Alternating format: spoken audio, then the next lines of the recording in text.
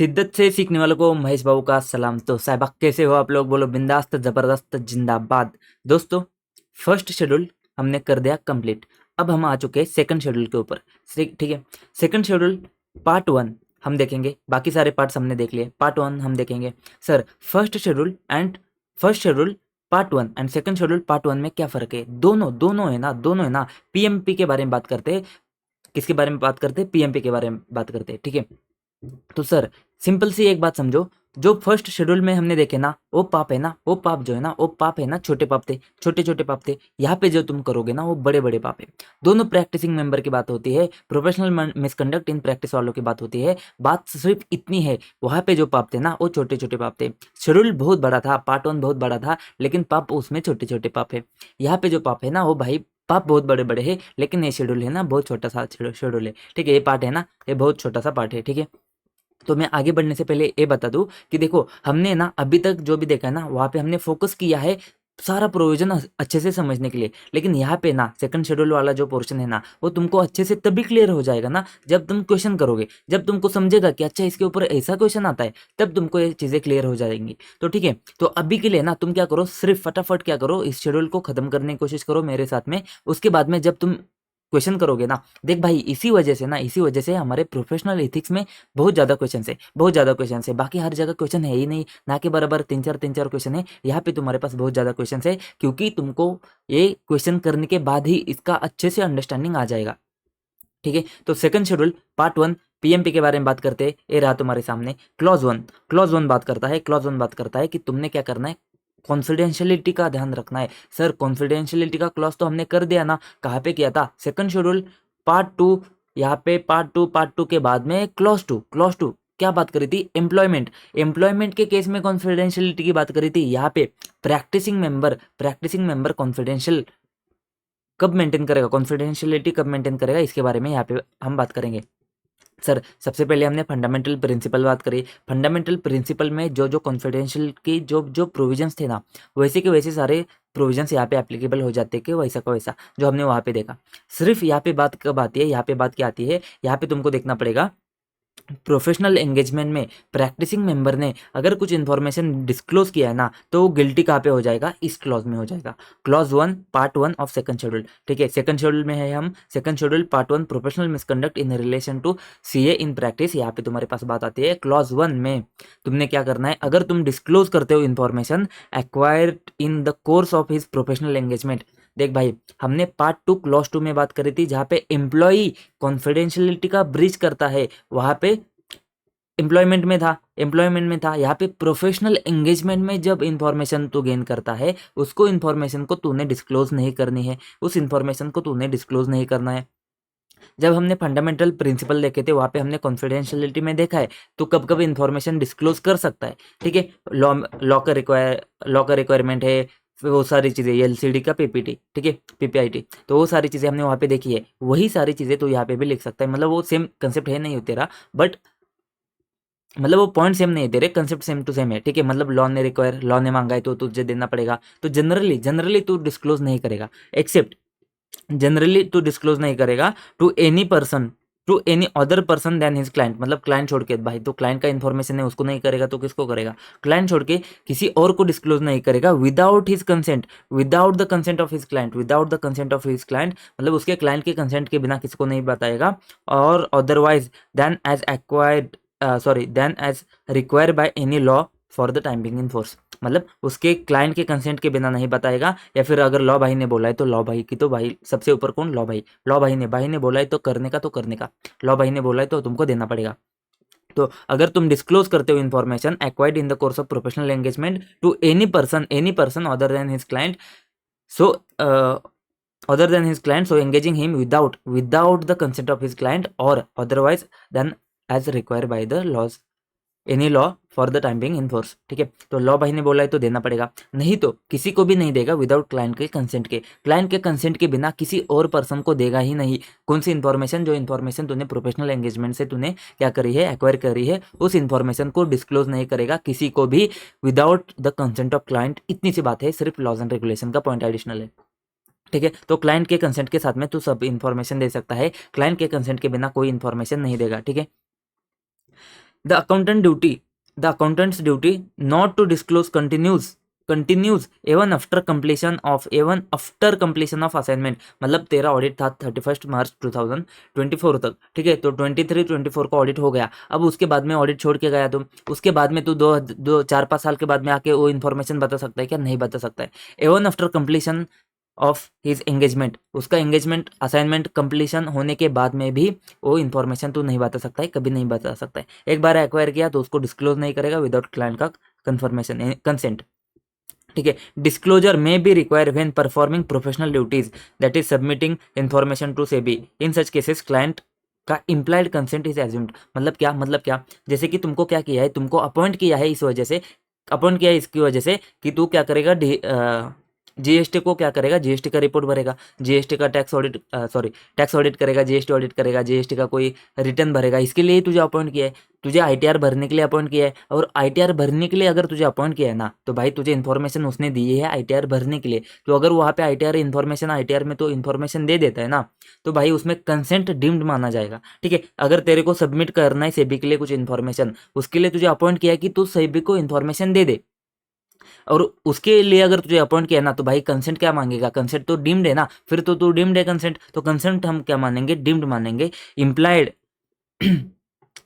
Clients implied consent is assume, तो हम assume करेंगे जब तेरा प्रोफेशनल ड्यूटी होता है, मतलब तो जीएसटी ऑडिट है तो जीएसटी ऑडिट के लिए तो इन्फॉर्मेशन देता है, टैक्स ऑडिट में तो इन्फॉर्मेशन देता है, तो जहाँ पे भी तो इन्फॉर्मेशन देता है, स्टैट्यूटरी ऑडिट में तुझे रिपोर्ट में देना पड़ेगा। तो जहाँ पे भी इन्फॉर्मेशन देना है तुझे प्रोफेशनल ड्यूटी में, वहाँ पे हम मानेंगे कि भाई क्लाइंट ने कंसेंट दे दिया है तेरे को, उसमें कंसेंट लेने की जरूरत नहीं है, अदरवाइज तेरे को कंसेंट लेना पड़ेगा, ठीक है।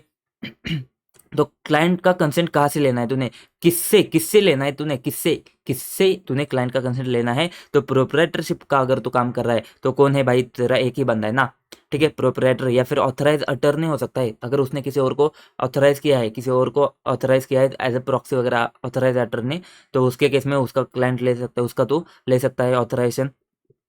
पार्टनरशिप फर्म के केस में एनी पार्टनर क्यों, किसी भी पार्टनर का देख रिस्पॉन्सिबिलिटी उनका कैसे होता है, जॉइंटली एंड सेवरली होता है। तो कोई भी पार्टनर अगर कंसेंट देता है ना, तो क्या हो जाता है, फर्म बाइंड हो जाता है, पूरा फर्म बाइंड हो जाता है, क्योंकि जॉइंटली एंड सेवरली रिस्पॉन्सिबिलिटी होता है। तो किसी भी पार्टनर का ले ले। कंपनी में किसका लेगा, कंपनी में वैसे एमडी का ले सकता है, कब ले सकता है, अगर उसके पावर डेलीगेट है, नहीं तो तुझे बोर्ड रिजोल्यूशन से तुझे क्या करना पड़ेगा, कंसेंट लेना पड़ेगा। बोर्ड रिजोल्यूशन से मतलब सारे बोर्ड मेंबर का तुझे क्या करना पड़ेगा, कंसेंट लेना पड़ेगा। लेकिन सारे बोर्ड ऑफ डायरेक्टर्स ने अगर किसी एक को अपॉइंट किया है ना, अगर एमडी को उन्होंने क्या किया है, पावर को डेलीगेट किया है ना, तो एमडी का साइन ले ले, बात खत्म। MD if delegated board's power to give consent, अगर बोर्ड ने क्या किया है, उसको डेलीगेट किया है उसके पावर, तो कंसेंट दे सकता है, तो कंसेंट दे सकता है। नहीं तो तुझे बोर्ड रिजोल्यूशन से, मतलब सारे बोर्ड के मेंबर साथ में आके रिजोल्यूशन पास करेंगे, तभी तू दे सकता है। तो बोर्ड रिजोल्यूशन से देगा, नहीं तो अगर एमडी को अगर डेलीगेट किया है पावर, तो एमडी देगा, ठीक है, सिंपल सी बात है। यहाँ पे बात आती है sharing of audit working papers by branch auditor. Branch auditor तो हमने देखा था कहाँ पे, ग्रुप ऑडिट में हमने देखा था, ठीक है, ग्रुप ऑडिट में हमने देखा था, कहाँ पे देखा था, ये से 600 में देखा था हमने, कि है ना, देख क्वेश्चन क्या था वहाँ पे, क्वेश्चन क्या था कि है ना, ब्रांच ऑडिटर है ना, ब्रांच ऑडिटर प्रिंसिपल ऑडिटर को अपने डॉक्यूमेंट शेयर नहीं करता, अपने वर्किंग पेपर शेयर नहीं करता है। तो भाई देख, तो उसको शेयर करने भी नहीं है, उसको वर्किंग पेपर शेयर करने भी नहीं है, क्यों, क्योंकि प्रिंसिपल ऑडिटर ने क्या चेक करना था, प्रिंसिपल ऑडिटर ने, याद कर, ऐसे ऐसे 600 में प्रोसीजर जब तू करता था ना, तेरे पास 1 2 3 4 5 पॉइंट्स थे, वहाँ पे मैंने आपको बोला था कि 3 4 5 पॉइंट्स इंपॉर्टेंट है, जैसे कि रिव्यू ऑफ रिटर्न समरी, किसका रिटर्न समरी, कि उस बंदे ने कौन से प्रोसीजर्स परफॉर्म करे हैं, वो वाली सारी चीज़ें वहाँ पे तुमको चेक करना था, तो रिव्यू करना था तुमने रिटर्न समरी। उसके वर्किंग पेपर पे तुम्हारा कोई अधिकार नहीं है, तुमने क्या करना है, उसके रिटर्न समरी वगैरह चेक कर सकते हो, तुम विजिट कर सकते हो, चाहे तो तुम, वो तुम्हारा राइट है, तुम ब्रांच को विजिट कर सकते हो, तुम वो बाकी सारी चीज़ें चेक कर सकते हो, लेकिन उसके वर्किंग पेपर के ऊपर तुम्हारा कोई अधिकार नहीं है, तुम्हारा कोई अधिकार नहीं है वर्किंग पेपर के ऊपर। तुमको अगर चेक करना है ना, तुमने क्या चेक करना है, रिव्यू ऑफ रिटर्न समरी, तुमने रिव्यू करना है रिटर्न समरी का, ऑडिटर के प्रोसीजर्स वो सारी चीज़ों का तुम क्या कर सकते हो, उसके रिटर्न समरी का रिव्यू कर सकते हो। तो ब्रांच ऑडिटर के केस में वर्किंग पेपर किसकी जिम्मेदारी है, वो तुम्हारी है, वो तुमको शेयर करना है तो करो, नहीं करना है तो मत करो, तुम ऑब्लिगेटेड नहीं हो, ठीक है।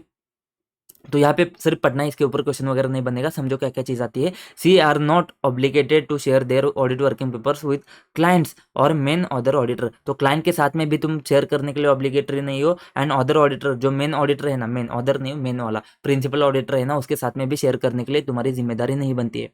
तो not obligated to share their audit working papers with client. Main auditors मतलब तुम्हारे principal auditors do not have right of access to the auditors working paper of the branch auditors. तो उनके पास कोई अधिकार नहीं है, इसके बारे में हमने वहां पे बात करी है।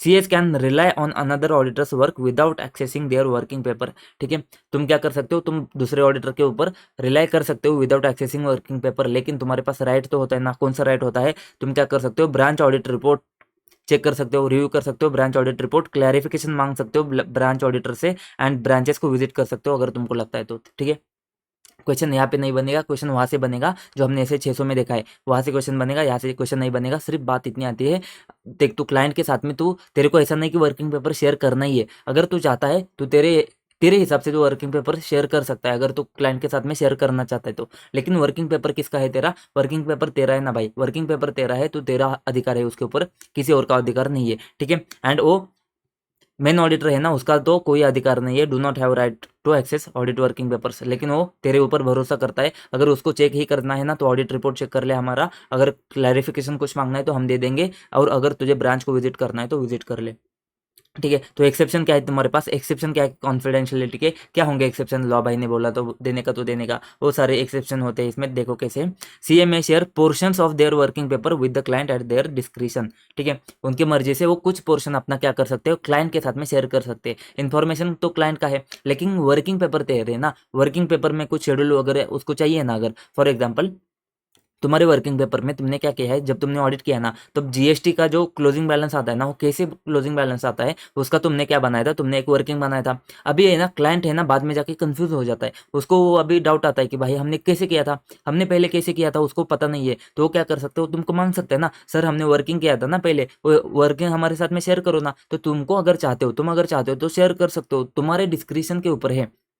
ठीक है, share portion portion of working paper with the clients at their description. अच्छा जी, information not working paper, information तुम डिस्क्लोज कर सकते हो टू द क्लाइंट और रेगुलेटरी बॉडीज विद क्लाइंट का कंसेंट। वर्किंग पेपर तो तुमने शेयर नहीं करने हैं, लेकिन इन्फॉर्मेशन तुम शेयर कर सकते हो क्लाइंट के साथ में, रेगुलेटरी बॉडीज के साथ में भी इन्फॉर्मेशन शेयर कर सकते हो, लेकिन क्लाइंट के कंसेंट के साथ में। ठीक है, लीगल रिक्वायरमेंट अगर आती है तो वो सुपरसीड करती है तुम्हारी, मतलब अगर किसी एक्ट ने, किसी लॉ ने बोला है कि तुमको डिस्क्लोज करना पड़ेगा, वो सुपरसीड करेगी, कॉन्फिडेंशियलिटी से भी सुपरसीड करेगी। अगर लॉ भाई ने बोला है करने का है तो करने का है। जैसे कि अगर एविडेंस एक्ट वगैरह ने अगर तुमको बोला है कि तुमको इन्फॉर्मेशन देनी है, तो तुमको इन्फॉर्मेशन देनी है ना दोस्त।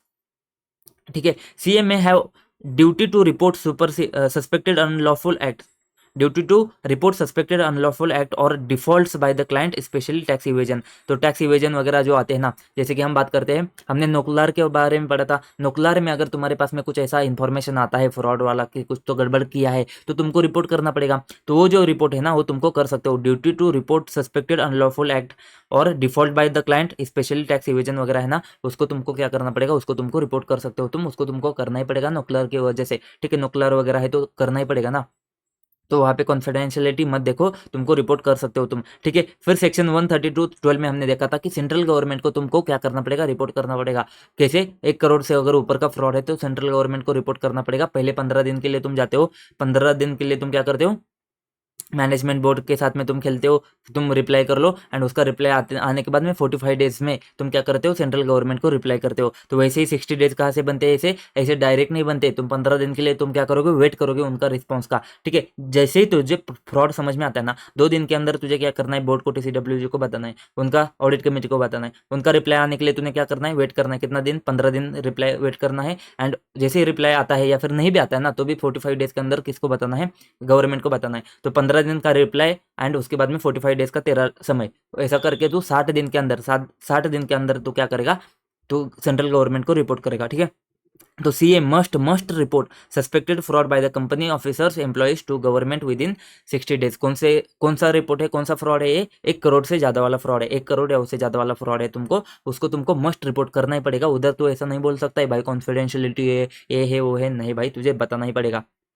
ठीक है, तो पूरे क्लॉज 1 में ना दिक्कत की बात किधर है, कुछ नहीं है, सिंपल सी चीज आती है, सब सिंपल सी चीज़ है, हमने इसको फास्ट में कवर क्यों किया है, ताकि हमने पहले कॉन्फिडेंशियलिटी के बारे में बात करी है ना, पहले बात करी है ना, तो फिर वही चीज़ें क्यों करनी है। सारी चीज़ें रिपीटेड है ना यहाँ पे, सिर्फ ये 2-3 चीज़ें छोड़ के सारी चीज़ें रिपीटेड है। सिर्फ तुझे इतना देखना है, अगर वो प्रैक्टिसिंग बंदा है और वो कॉन्फिडेंशियलिटी का ब्रीच करता है ना, तो कहाँ पे आएगा, क्लॉज 1 पार्ट 1 सेकंड शेड्यूल में आएगा। अगर वो एम्प्लॉई है एंड वो कॉन्फिडेंशियलिटी का ब्रीच करता है, तो कहाँ पे जाएगा, क्लॉज 2 पार्ट 2 सेकंड शेड्यूल में जाएगा। तो 1-1 प्रैक्टिस वाला, 2-2 एम्प्लॉय वाला, फिर बात खत्म, कॉन्फिडेंशियलिटी की बात खत्म। ठीक है, तो यहाँ पे हमने क्या देखा है, क्लॉज, तुम डिस्क्लोज करते हो इन्फॉर्मेशन तब तुम गिल्टी माने जाओगे। जो इन्फॉर्मेशन तुमने एक्वायर करी है प्रोफेशनल एंगेजमेंट में, यहाँ पे तुम्हारे पास बात देखनी पड़ेगी, तुमको किसी अदर पर्सन को नहीं बताना है विदाउट क्लाइंट का कंसेंट। एंड साथ में तुम्हारे पास और एक पॉइंट आता है, लॉ भाई की बात सुननी पड़ेगी तुझे। डिस्क्लोजर तुमको एंगेजमेंट खत्म होने के बाद में भी, असाइनमेंट खत्म होने के बाद में भी नहीं देने का है। उसके बाद में बात आती है, अगर तुझे प्रोफेशनल ड्यूटी में डिस्क्लोजर देना है तो तुम्हारा क्लाइंट का कंसेंट ऑप्ट इन किया, ऐसा मान लेंगे, डिम्ड तो डिम्ड है। ठीक है, किससे कंसेंट लेना है तुमने, किससे तुमने कंसेंट लेना है, प्रोप्राइटरशिप है तो प्रोप्राइटर या फिर तुम्हारा अटर्नी होता है, उससे तुम ले सकते हो। पार्टनरशिप में किसी भी पार्टनर के साथ में, कंपनी में तुमने बोर्ड रिजोल्यूशन करना है, लेकिन अगर उन्होंने पावर को डेलीगेट किया है एमडी को, तो एमडी का ले सकते हो। उसके बाद में तुमने ऑडिट के वर्किंग पेपर शेयर नहीं करने हैं क्लाइंट के साथ में, मेन ऑडिटर के साथ में तुमको शेयर करने की कोई जरूरत नहीं है। राइट जो है ना, राइट ऑफ एक्सेस जो है ना, तुमको ऑडिट वर्किंग पेपर चेक नहीं कर सकता है मेन ऑडिटर। ठीक है, अगर उसको कुछ इन्फॉर्मेशन चाहिए, एक्सप्लेनेशन चाहिए, क्लैरिफिकेशन चाहिए, हम दे देंगे। हमारी रिपोर्ट उसको चेक करने, रिपोर्ट चेक कर ले, ब्रांच को विजिट करना है, विजिट कर ले, उसमें हमको कोई दिक्कत नहीं है, लेकिन वर्किंग पेपर नहीं देखेंगे। तो एक्सेप्शन क्या है हमारे पास, वर्किंग पेपर जो है ना, उसका पोर्शन हम दे सकते हैं। हमारे हमारे मर्जी के ऊपर है, क्लाइंट को अगर चाहिए तो हम क्या कर सकते हैं, पोर्शन अवेलेबल कर सकते हैं। वर्किंग पेपर तो नहीं देंगे, लेकिन इन्फॉर्मेशन हम क्लाइंट को दे सकते हैं एंड रेगुलेटरी बॉडी को दे सकते हैं क्लाइंट के कंसेंट के हिसाब से। ठीक है, लीगल रिक्वायरमेंट है तो सुपरसीड करेगी तुम्हारी कॉन्फिडेंशियलिटी रिक्वायरमेंट से ऊपर जाएगा, जैसे एविडेंस एक्ट वगैरह है। एंड नोक्लर के जैसे अगर तुमको कोई आ जाता है वहाँ पे, तो वो भी तुमको क्या करना पड़ेगा, देखना पड़ेगा। जैसे कि CA may have duty to report suspected unlawful act और default by the client, specially tax evasion वगैरह है। एंड कंपनीज एक्ट में हमने बात करी, 143 सबसेक्शन 12 में हमने बात करी, सेंट्रल गवर्नमेंट को तुमको रिपोर्ट करना पड़ेगा। कितना 1 करोड़ से ज्यादा का फ्रॉड है तो तुमको रिपोर्ट करना पड़ेगा, कितने दिन में, 60 दिन में। वैसे तो वहाँ पे 45 डेज है, यहाँ पे 60 दिन कैसे आया, 15 दिन का किसका, बोर्ड टीसीडब्ल्यूजी का, ऑडिट कमेटी का, एंड उसके बाद में 45 डेज तुम्हारा सेंट्रल गवर्नमेंट का। अच्छा जी, क्लॉज 2 में आगे बढ़ते हैं। क्लॉज 2 क्या बात करता है, देखो अभी क्लॉज 2 आगे बढ़ते, क्लॉज 2 बात करता है, तुमने क्या किया है, तुमने एग्जामिनेशन किया ही नहीं है, तुमने चेकिंग किया ही नहीं है, और तुम क्या करते हो, तुम एफएस को साइन करते हो। तो इसके सिंपल सा एक ही बात करता है, तुमने एग्जामिनेशन अगर किया ही नहीं है ना, तो भाई साहब तू साइन कैसे कर रहे हैं। एक क्लॉज क्यों आया पता है क्या, जैसे कि देख मार्केट में कैसे नॉन सीए भी चलते, नॉन सीए भी क्या करते, चेक करते। अभी नॉन सीए ऑडिट करेंगे एंड सीए क्या करते, सिर्फ क्या करेंगे, साइन करेंगे। मतलब ऑडिट नॉन सीए करेंगे, वो अच्छे से चेक करते नहीं चेक करते उसको पता नहीं तुमको। एंड वो क्या करेंगे एफएस बना देंगे, और तो क्या करेगा, सिर्फ साइन करेगा। तो भाई तूने अगर एग्जामिनेशन किया ही नहीं है तो साइन कैसे कर रहा है, जिम्मेदारी तेरा है ना, भरोसा लोग तेरे साइन के ऊपर कर रहे हैं, कोई और चेक कर रहा है, कोई और एग्जामिन कर रहा है, एंड तू क्या कर रहा है, तू साइन कर रहा है। ऐसे थोड़ी होगा, ऐसे थोड़ी होगा। इसको रोकने के लिए एक क्लॉज आया। तो देख, अगर तू सर्टिफाई करता है, सर्टिफाइज और सबमिट इन हिज नेम और in the name of his firms a report of an examination of financial statement unless the examination of such financial statement and the related records has been made by him और by his partner employee और the another CA in practice। तो क्या मतलब है, क्या मतलब है इसका, सबसे ज्यादा फोकस कहाँ पे होना चाहिए, unless examination of such FS, मतलब जब तक तूने एग्जामिनेशन किया ही नहीं है एफएस का या फिर रिलेटेड रिकॉर्ड्स का, एग्जामिनेशन किए बिना ही तू क्या करता है, तूने क्या किया है, तूने रिपोर्ट को इशू किया है, तूने एफएस को इशू किया है, एफएस के ऊपर के रिपोर्ट मतलब ऑडिट रिपोर्ट वगैरह तूने इशू किया है एफएस को एग्जामिनेशन किए बिना, तो उस केस में तू इस क्लॉज में गिल्टी हो जाएगा। देख, एग्जामिनेशन किसने किया तो चल जाएगा एंड किसने किया तो नहीं चलेगा। देख, अगर तेरा पार्टनर, अगर तूने खुद ने किया है ना, अगर तूने खुद ने किया है तो चलेगा, अगर तेरा पार्टनर है ना, पार्टनर ने किया है तो चलेगा, अगर एम्प्लॉय है तेरा, एम्प्लॉय ने तो चेक किया है तो भी चलेगा। तो भाई तो ऑडिट टीम है ना, एंगेजमेंट टीम क्या है, एम्प्लॉय है ना, उन्होंने किया एग्जामिनेशन चलेगा।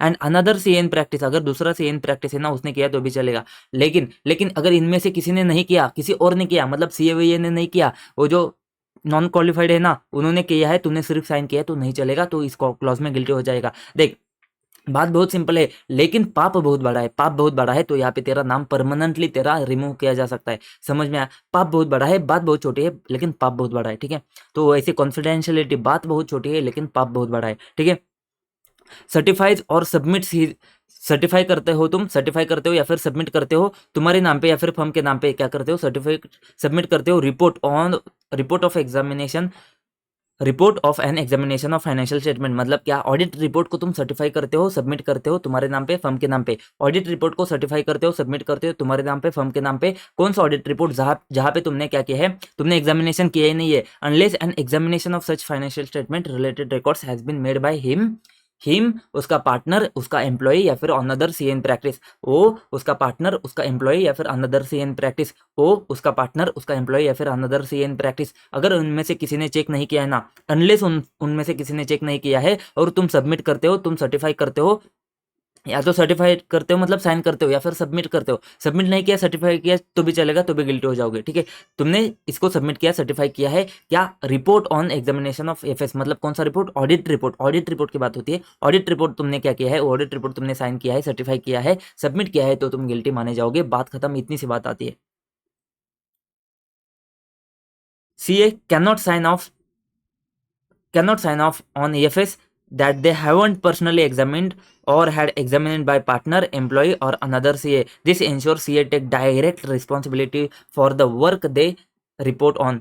तो डायरेक्ट रिस्पॉन्सिबिलिटी किसकी आ जाएगी? सीए की, जो क्या करेंगे, साइन करेंगे। लेकिन सर जॉइंट ऑडिटर के केस में हमने बात करी थी, जहाँ पे दो लोगों ने साथ में काम किया है ना, वहाँ पे तुम क्या कर सकते हो, चल जाएगा। फिर workload and responsibility can be divided among joint auditors, तो वहाँ पे उसमें तुमको एक्सेप्शन मिल जाएगा, उसमें चल जाएगा, इतना कुछ इंपॉर्टेंट है नहीं है। ठीक है, तुमको समझ में आएगा ना भाई। अनदर से एन प्रैक्टिस है ना, वो उसने जॉइंट ऑडिटर बन गया ना तुम्हारा, तो चल जाएगा। अनदर से एन प्रैक्टिस है, उसने वेरीफाई किया तो भी चल जाएगा ना, तो एक्सेप्शन में ये कवर हो जाता है तुम्हारा जॉइंट ऑडिटर। ठीक है, सिंपल सी बात है।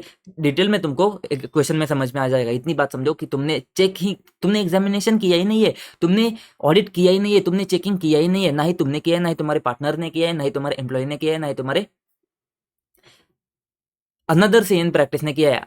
तुमने एग्जामिनेशन किया ही नहीं है और तुमने सर्टिफाई कर दिया, तुमने सबमिट कर दिया report on examination of financial statement unless examination of such FS related record has been made. ठीक है, इतनी सी बात आती है। तुम्हारा क्लॉज टू बात क्या करता है? तुमने ऑडिट रिपोर्ट साइन किया है बिना चेक किए हुए। ठीक है, उसके बाद में बात आता है क्लॉज 3 के बारे में।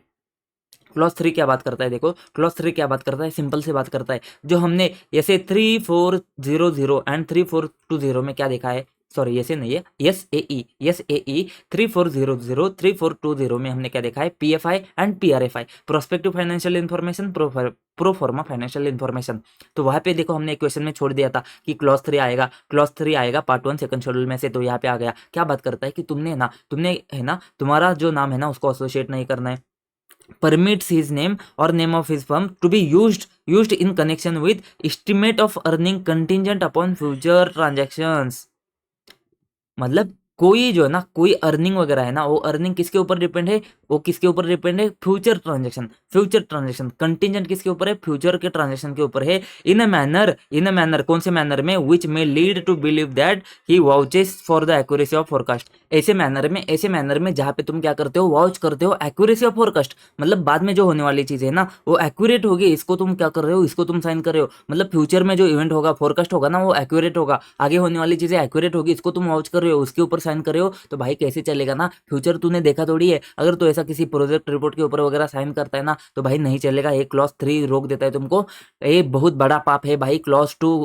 सेकंड शेड्यूल का पाप है क्लॉज 3, तुम्हारा पार्ट 1 सेकंड शेड्यूल का पाप है, बहुत बड़ा पाप है। तो ऐसे किसी रिपोर्ट के ऊपर साइन नहीं करने का भाई, प्रोजेक्ट रिपोर्ट के ऊपर ऐसा कोई रिपोर्ट के ऊपर साइन नहीं करने का है। तो यहाँ पे क्या बात होती है, परमिट हिज नेम और name of his firm used in connection with earnings contingent, estimate of earnings contingent upon the future transactions in a manner which may lead to believe that he vouches the accuracy of forecast।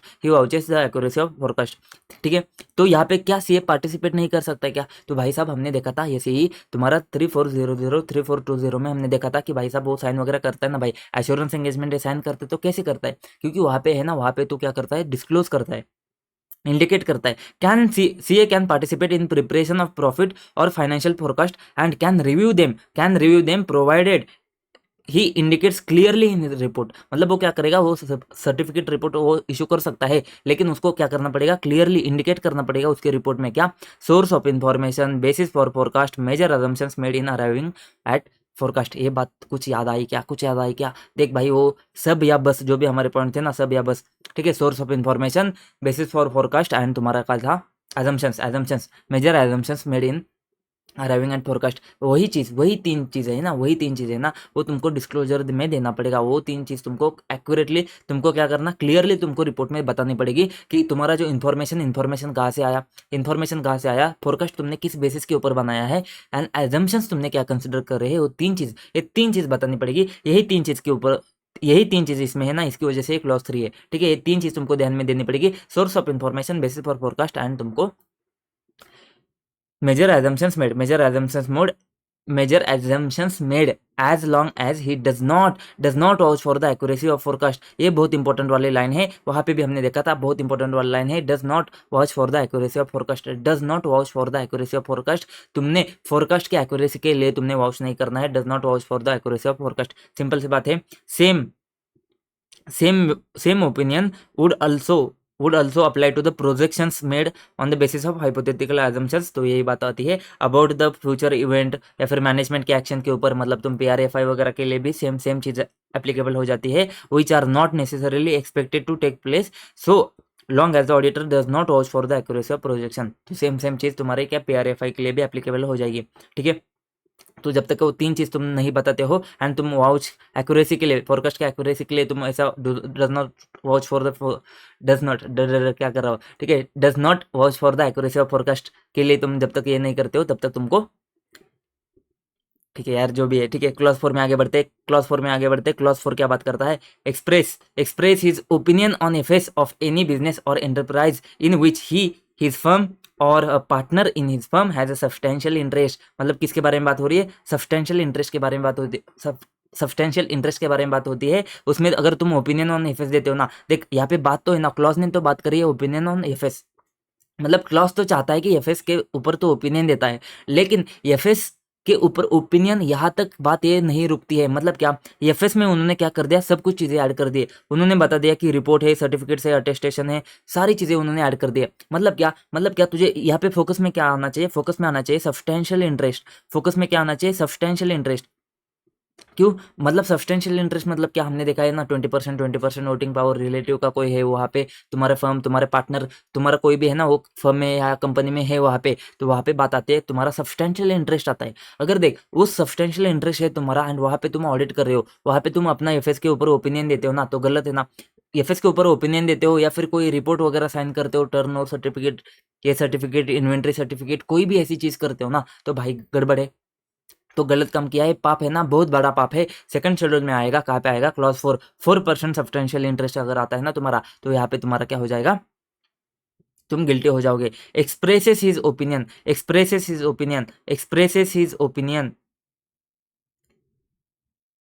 on FS of any business or enterprise in which his firm or his partner in his firm, his firm और partner in his firm, ओ उसका firm या फिर उसका partner in firm, ठीक है। Firm वो बंदा and partner, वो सब अगर सब्सटेंशियली इंटरेस्टेड है ना, तो अगर देख, अगर मैं से ये हो, अगर मेरा रिलेटिव है ना, अगर किसी फर्म में मान लीजिए कि पार्टनर है, अगर मेरा रिलेटिव मान लीजिए किसी कंपनी में डायरेक्टर है ना, तो मैं क्या हो जाऊंगा, मेरा उसमें सब्सटेंशियल इंटरेस्ट आ जाएगा। तो उस केस में भी मैं एफएस के ऊपर साइन नहीं कर सकता हूँ, मैं उस केस में भी रिपोर्ट कोई इशू नहीं कर सकता हूँ, ठीक है। तो ये बात तुझे समझनी पड़ेगी, ठीक है।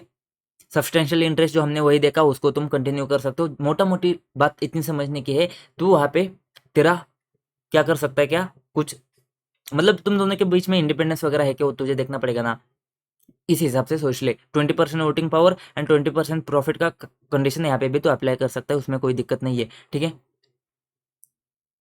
आगे आगे आगे चलो। तो expresses his opinion on affairs of any business or enterprise in which his firm or his partner in firm has substantial interest. तो फाइनेंशियल स्टेटमेंट में जो है ना, स्कोप में इन्होंने क्या क्या ऐड किया है, इन्होंने सब कुछ ऐड कर दिया।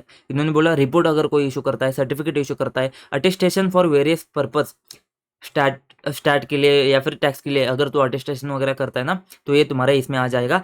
क्या नहीं आएगा इसमें? इंटरनल रिपोर्ट जो प्रिपेयर किया है एम्प्लॉयर ने, उसके पर्पज के लिए, वो यहाँ पे नहीं आएगा, ठीक है। मतलब क्या, एम्प्लॉयर ने क्या किया है, कुछ तो अपना एक डॉक्यूमेंट बना दिया, उसके ऊपर तुमने साइन कर दिया। अभी वो इंटरनल पर्पस के लिए ना, उसके खुद के काम के लिए तुमने इंटरनल ऑडिट के जैसा ऐसा कुछ तो काम किया है, जो है ना डॉक्यूमेंट सर्कुलेट नहीं हो रहा है, जिसके ऊपर तुम अटेस्टेशन अपना ओपिनियन वगैरह इशू नहीं करते हो, रिपोर्ट इशू सर्टिफिकेट इशू नहीं करते हो, जो बाहर नहीं जा रहा है ना, उसके खुद के यूज के लिए वो कर दिया तो चल जाएगा ना भाई। उसको छोड़ दो, उसको छोड़ दो, उसको हमने उधर नहीं जाने का है। हमारा क्या सीन है, अगर तू क्या करेगा, तू अगर कोई रिपोर्ट वगैरह इशू करता है जो बैंक में जा रहा है, जो किधर जा रहा है, दूसरे थर्ड पार्टी के पास में जा रहा है ना, तो भाई गड़बड़ है। तू सर्टिफिकेट इशू करता है, तू रिपोर्ट इशू करता है, तू अटेस्टेशन एंगेजमेंट लेता है ना, वो चीज़ भाई गड़बड़ है, क्योंकि यहाँ पे ना तू गड़बड़ कर सकता है, तुम दोनों मिलकर कुछ तो कांड कर सकते हो, इसकी वजह से हमने रोका है। तो एफएस में तुम्हारे पास रिपोर्ट सर्टिफिकेट सारी चीज़ें यहाँ पे आ जाएंगी। इंपॉर्टेंट पॉइंट क्या है, सब्सटेंशियल इंटरेस्ट देखना है तूने, देख ठीक है। Independence applies to the all attestation functions, independence जो है ना अप्लाई हो जाएगा सारे अटेस्टेशन फंक्शन के लिए।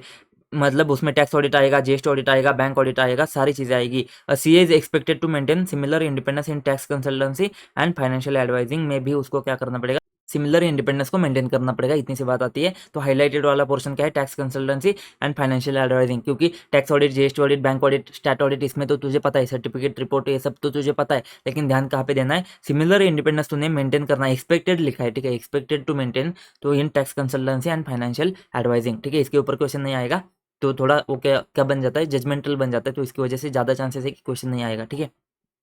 तो देख भाई, अब तुझे समझना है, तुझे क्या समझना है कि ये जो है ना सब्सटेंशियल इंटरेस्ट कैसे होता है। एक तुझे जनरल हमने बात करी 20-20%, या फिर तुम्हारा रिलेटिव है वहाँ पे, तुम्हारा पार्टनर है, तुम्हारा फर्म का कोई उधर इंटरेस्ट है, तो वो तो सब्सटेंशियल बन जाएगा। लेकिन यहाँ पे ना, यहाँ पे तुझे स्पेसिफिक ऐसा ध्यान देना पड़ेगा, क्योंकि इसके ऊपर है ना सीधा क्वेश्चन उठ के आ जाएगा।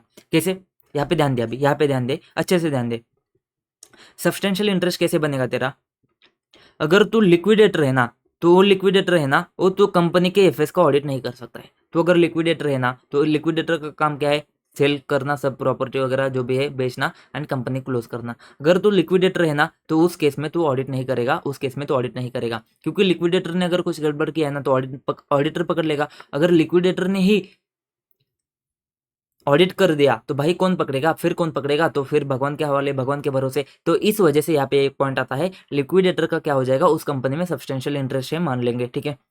उसके बाद में अगर तुम एम्प्लॉय हो ना, एम्प्लॉय हो तो उस कंपनी का तुम क्या सकते हो, एफएस सर्टिफाई नहीं कर सकते हो, ऑडिट नहीं कर सकते हो, ऑडिट रिपोर्ट इशू नहीं कर सकते हो। अगर तुम एम्प्लॉय है ना भाई, तो उस कंपनी का कैसे करोगे, अगर तुम खुद एम्प्लॉय हो, खुद के ही कंपनी का तुम ऑडिट करोगे क्या, नहीं करोगे ना। तो ये बात ये तो सिंपल बात है।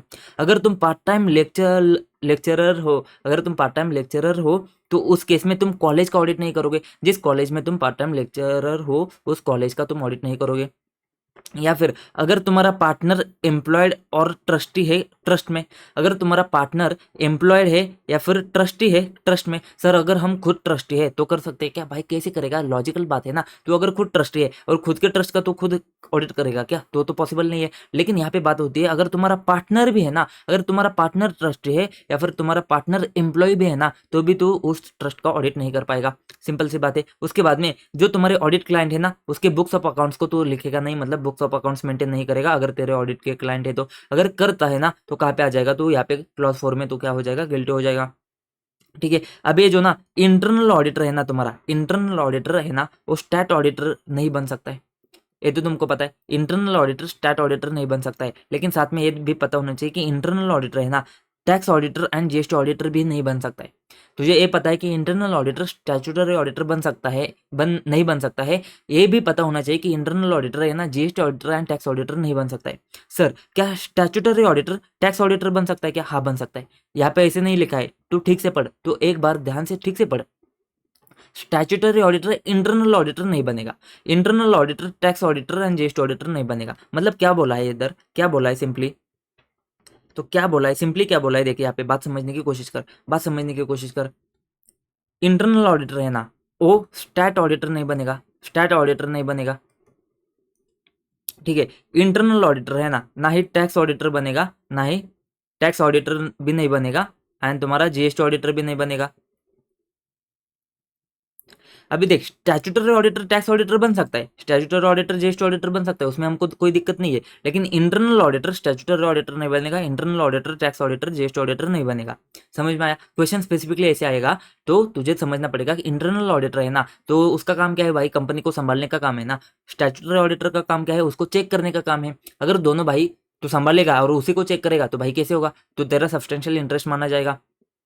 तो जनरली इंटरनल ऑडिटर का है ना सब्सटेंशियल इंटरेस्ट माना जाएगा उस केस में। तो उस केस में तुम stat auditor, tax auditor, GST auditor same नहीं होगा, तुम्हारा अलग अलग बंदा होगा, अलग अलग बंदा होगा। इतनी सी बात करता है ये वाला पॉइंट। उसके बाद में सी ए शाल नॉट एक्सेप्ट, ए भाई और एक बहुत बढ़िया पॉइंट आ जाता है, बहुत बढ़िया पॉइंट आता है। C A shall not accept assignment of audit of the company for a period of 2 years from the date of the completion of his tenure as a director. मतलब क्या बात होती है, मतलब क्या बात हो रही है यहाँ पे। फॉर एग्जाम्पल तुम्हारे पास एक कंपनी है, तुम्हारे पास एक कंपनी है ABC, ABC private limited, ABC private limited की कंपनी में तुम क्या थे, तुम सीए जो है ना, तुम क्या थे, डायरेक्टर थे, डायरेक्टर सिंप्लिसिटर वगैरह तो तुम थे पहले, ठीक है। तुमने इस पोजीशन को तुमने छोड़ दिया, तुमने पोजीशन को छोड़ दिया। मान लीजिए कि फॉर एग्जांपल 30 सितंबर 2024 को तुमने इस पोजीशन को छोड़ दिया, ठीक है। अब इस दिन से ना तुमने कम से कम 2 साल, 2 years से ना तुमने इस कंपनी का ऑडिट नहीं लेना है। 2 years जब खत्म हो जाएंगे, उसके अगला साल जब आएगा ना, उसके अगले साल का तुम ऑडिट ले सकते हो, लेकिन जब तक 2 साल खत्म नहीं होते ना, तब तक तुमने ऑडिट नहीं लेना है, ठीक है। जैसे कि अभी फॉर एग्जाम्पल 30 सितंबर है, तो इसके 2 साल कब खत्म हो जाएंगे, 30 सितंबर 2026 को खत्म हो जाएंगे। तो भाई साहब जब ये खत्म हो जाएंगे ना, तो 26-27 तो गया, तो 27-28 का ऑडिट तो कर सकता है, 27-28, क्योंकि भाई इसका कौन सा साल है तेरा, 26-27 है, सॉरी 26-27 है ना, ये तो गया ना भाई, ये तो किसी और ऑडिटर करेगा ना, ये तो कोई और ऑडिटर करेगा, तो इसको तो चेक नहीं कर सकता, इसको तो नहीं कर सकता है। तो कब करेगा, जब तेरे 2 साल कंप्लीट हो जाएंगे, 27-28 का तू ऑडिट कर सकता है। समझ में आया। तो 2 साल तेरे को क्या करना पड़ेगा, 2 साल तेरे को शांत बैठना है, आराम से, कोई टेंशन नहीं लेना है, शांत बैठना है, घर जाके सो जा, ठीक है। CA shall not accept the assignment of audit of the company for a period of 2 years from the date of the completion of his tenure as a director, from the date of completion of his tenure as a director, date of completion of his tenure as a director, ठीक है। उसके बाद में बात आती है, CA must ensure their appointment as auditors complies with the regulation, relevant regulation, ठीक है। तो जो उसका अपॉइंटमेंट हुआ है वो रिलेवेंट रेगुलेशन के हिसाब से है कि नहीं है, वो तुझे देखना पड़ेगा, ठीक है। तो सिंपल सी बात आती है, एक ही इतना सा क्लॉज है, बोलता है कि सब्सटेंशियल इंटरेस्ट है ना, तो उसके केस में तो क्या करेगा, अपना ओपिनियन एक्सप्रेस नहीं करेगा एफएस के ऊपर। सब्सटेंशियल इंटरेस्ट किसका होगा, तुम्हारा होगा, तुम्हारे पार्टनर का होगा, तुम्हारे फर्म का होगा। अगर सब्सटेंशियल इंटरेस्ट है ना, तो तुम क्या करोगे, ओपिनियन एफएस के ऊपर इशू नहीं करोगे। इसके उसके बाद में उन्होंने ऐड किया एफएस में, क्या, सर्टिफिकेट, रिपोर्ट एंड तुम्हारा अटेस्टेशन सब ऐड कर दिया। क्या ऐड नहीं किया, इंटरनल ऑडिटर जो इंटरनल रिपोर्ट जो होते हैं ना, उसके अंदर, कंपनी के अंदर, उसको ऐड नहीं किया। इंडिपेंडेंस तुमने जीएसटी ऑडिट, टैक्स ऑडिट, हर एक चीज के लिए मेंटेन करना है। तुम साथ में टैक्स कंसल्टेंसी, फाइनेंशियल एडवाइजिंग के लिए भी इसको तुम मेंटेन करो, बैंक ऑडिट के लिए तो करना ही करना है। उसके बाद में इथिकल गाइडलाइन तुमको देखनी है। इथिकल गाइडलाइन में तुमने क्या देखना है, अगर लिक्विडेटर है ना, तो उस कंपनी का ऑडिट नहीं करेगा। अगर एम्प्लॉय है तो उस कंपनी का ऑडिट नहीं करेगा। पार्ट टाइम लेक्चरर है तो उस कॉलेज का ऑडिट नहीं करेगा। ट्रस्टी, देख, पार्टनर, तुम्हारा पार्टनर अगर तुम्हारा अगर पार्टनर जो है ना, वो एम्प्लॉय है या फिर ट्रस्टी है, तो उस ट्रस्ट का तू ऑडिट नहीं करेगा। ऑडिट क्लाइंट का बुक्स ऑफ अकाउंट्स मेंटेन नहीं करेगा। Statutory auditor, internal auditor same नहीं होगा। Internal auditor, tax auditor, GST auditor same नहीं होगा। एंड जिस कंपनी में तूने क्या काम किया है ना पहले एज अ डायरेक्टर, जब उसका टेन्योर खत्म होता है ना, उसके बाद 2 साल तक तो काम नहीं करेगा। 2 years from the date of completion of tenure, ये बात आती है। इसको कैसे याद रखना है तो तू तेरे हिसाब से देख ले। मैं एक बार तेरे को और एक बार अच्छे से इस चीज को क्लियर करने की कोशिश करता हूँ। एक है लिक्विडेटर है, लिक्विडेटर है ना, लिक्विडेटर है तो कंपनी का ऑडिट नहीं करेगा। एम्प्लॉय है तो कंपनी का ऑडिट नहीं करेगा। लिक्विडेटर है, कंपनी का ऑडिट नहीं करेगा। एम्प्लॉय है तो कंपनी का ऑडिट नहीं करेगा। Part time, sir full time है तो चलेगा क्या, अरे कैसे चलेगा, फुल टाइम तो एम्प्लॉय हो गया ना फिर। पार्ट टाइम लेक्चरर है, पार्ट टाइम लेक्चरर है तो उस कॉलेज का ऑडिट नहीं करेगा, उस कॉलेज का ऑडिट नहीं करेगा। पार्ट टाइम लेक्चरर है तो उस कॉलेज का ऑडिट नहीं करेगा। उसके बाद में तुम्हारा पार्टनर, तुम है तो नहीं कर सकते, लेकिन तुम्हारा पार्टनर चाहे एम्प्लॉय हो या फिर ट्रस्टी हो, एम्प्लॉय हो, ट्रस्टी हो, तो उस ट्रस्ट का तुम ऑडिट नहीं करोगे, उस ट्रस्ट का तुम ऑडिट नहीं करोगे। उसके बाद में जो ऑडिट क्लाइंट है ना, ऑडिट क्लाइंट के बुक्स मेंटेन नहीं करोगे। बुक्स ऑफ अकाउंट्स तुम मेंटेन नहीं करोगे, बुक्स ऑफ अकाउंट्स मेंटेन नहीं करोगे। उसके बाद में ऑडिट क्लाइंट के बुक्स ऑफ अकाउंट्स मेंटेन नहीं करने हैं। उसके बाद में क्या देखा था हमने, इंटरनल ऑडिटर है ना वो स्टैट ऑडिट नहीं करेगा, इंटरनल ऑडिटर है ना वो stat audit, internal auditor stat auditor same नहीं होना चाहिए। Internal auditor and tax and GST auditor, tax या फिर जीएसटी ऑडिटर सेम नहीं होना चाहिए। उसके बाद में हमने बात करी थी जो कंपनी है ना, कंपनी के तुम डायरेक्टर हो, डायरेक्टर थे उस कंपनी के, तो जब तुम्हारा टेन्योर खत्म होता है ना, टेन्योर खत्म होता है, टेन्योर एंड हो जाता है, उससे तुमने टेन्योर एंड के बाद में तुमने 2 इयर्स तक, 2 साल तक तुमने ऑडिट नहीं करना है, 2 साल तक तुमने ऑडिट नहीं करना है। ठीक है, बात खत्म होती है। तुमको सारे पॉइंट ऐसे कैसे याद नहीं रखना है, तुझे बस इतना याद रखना है, अगर लेक्चरर आता है ना पार्ट टाइम तो कॉलेज का ऑडिट नहीं कर सकता है, अगर ट्रस्टी एम्प्लॉय आता है ना तो ट्रस्ट का ऑडिट नहीं कर सकता है। उसके बाद में ऑडिट क्लाइंट है तो बुक्स ऑफ अकाउंट्स मेंटेन नहीं कर सकता है, इंटरनल ऑडिटर है तो स्टैट ऑडिटर नहीं बन सकता है, डायरेक्टर है तो 2 साल तक वेट करना है। ऐसी चीज याद रखनी है, तुझे सारे पॉइंट्स ऐसे याद नहीं रखने हैं। ठीक है, ये हो गया तेरा कॉन्फिडेंशियलिटी, सॉरी क्लॉज 4, सॉरी ये तेरा क्या हो गया, ये तेरा क्लॉज 4 हो गया। ठीक है, अभी तक हमने क्लॉज 4 देखे, तुमको लगेगा कि बहुत हो गया। देख पूरे 10 क्लॉजेस है जिसमें से क्लॉज 4 देखे, और एक क्लॉज आता है तुम्हारा क्लॉज 10 जो हम इसके बाद में देखेंगे, अभी देखेंगे क्लॉज 10। तो ये जो 5 to 9 है ना, ये ना एक एक दो दो लाइन के सेंटेंस से फटाफट खत्म हो जाते। तो पहले हम क्या करते, क्लॉज 10 की बात करते। क्लॉज 10 क्या बात करता है, देखो क्लॉज 10 बात करता है fails to keep money of his client, fails to keep money of his client other than fees or remuneration or money meant to be expended in a separate banking account, separate bank account में अगर तू पैसे नहीं रखता है और to use such money for the purpose, use करता है, use for the purpose for which they are intended within reasonable time.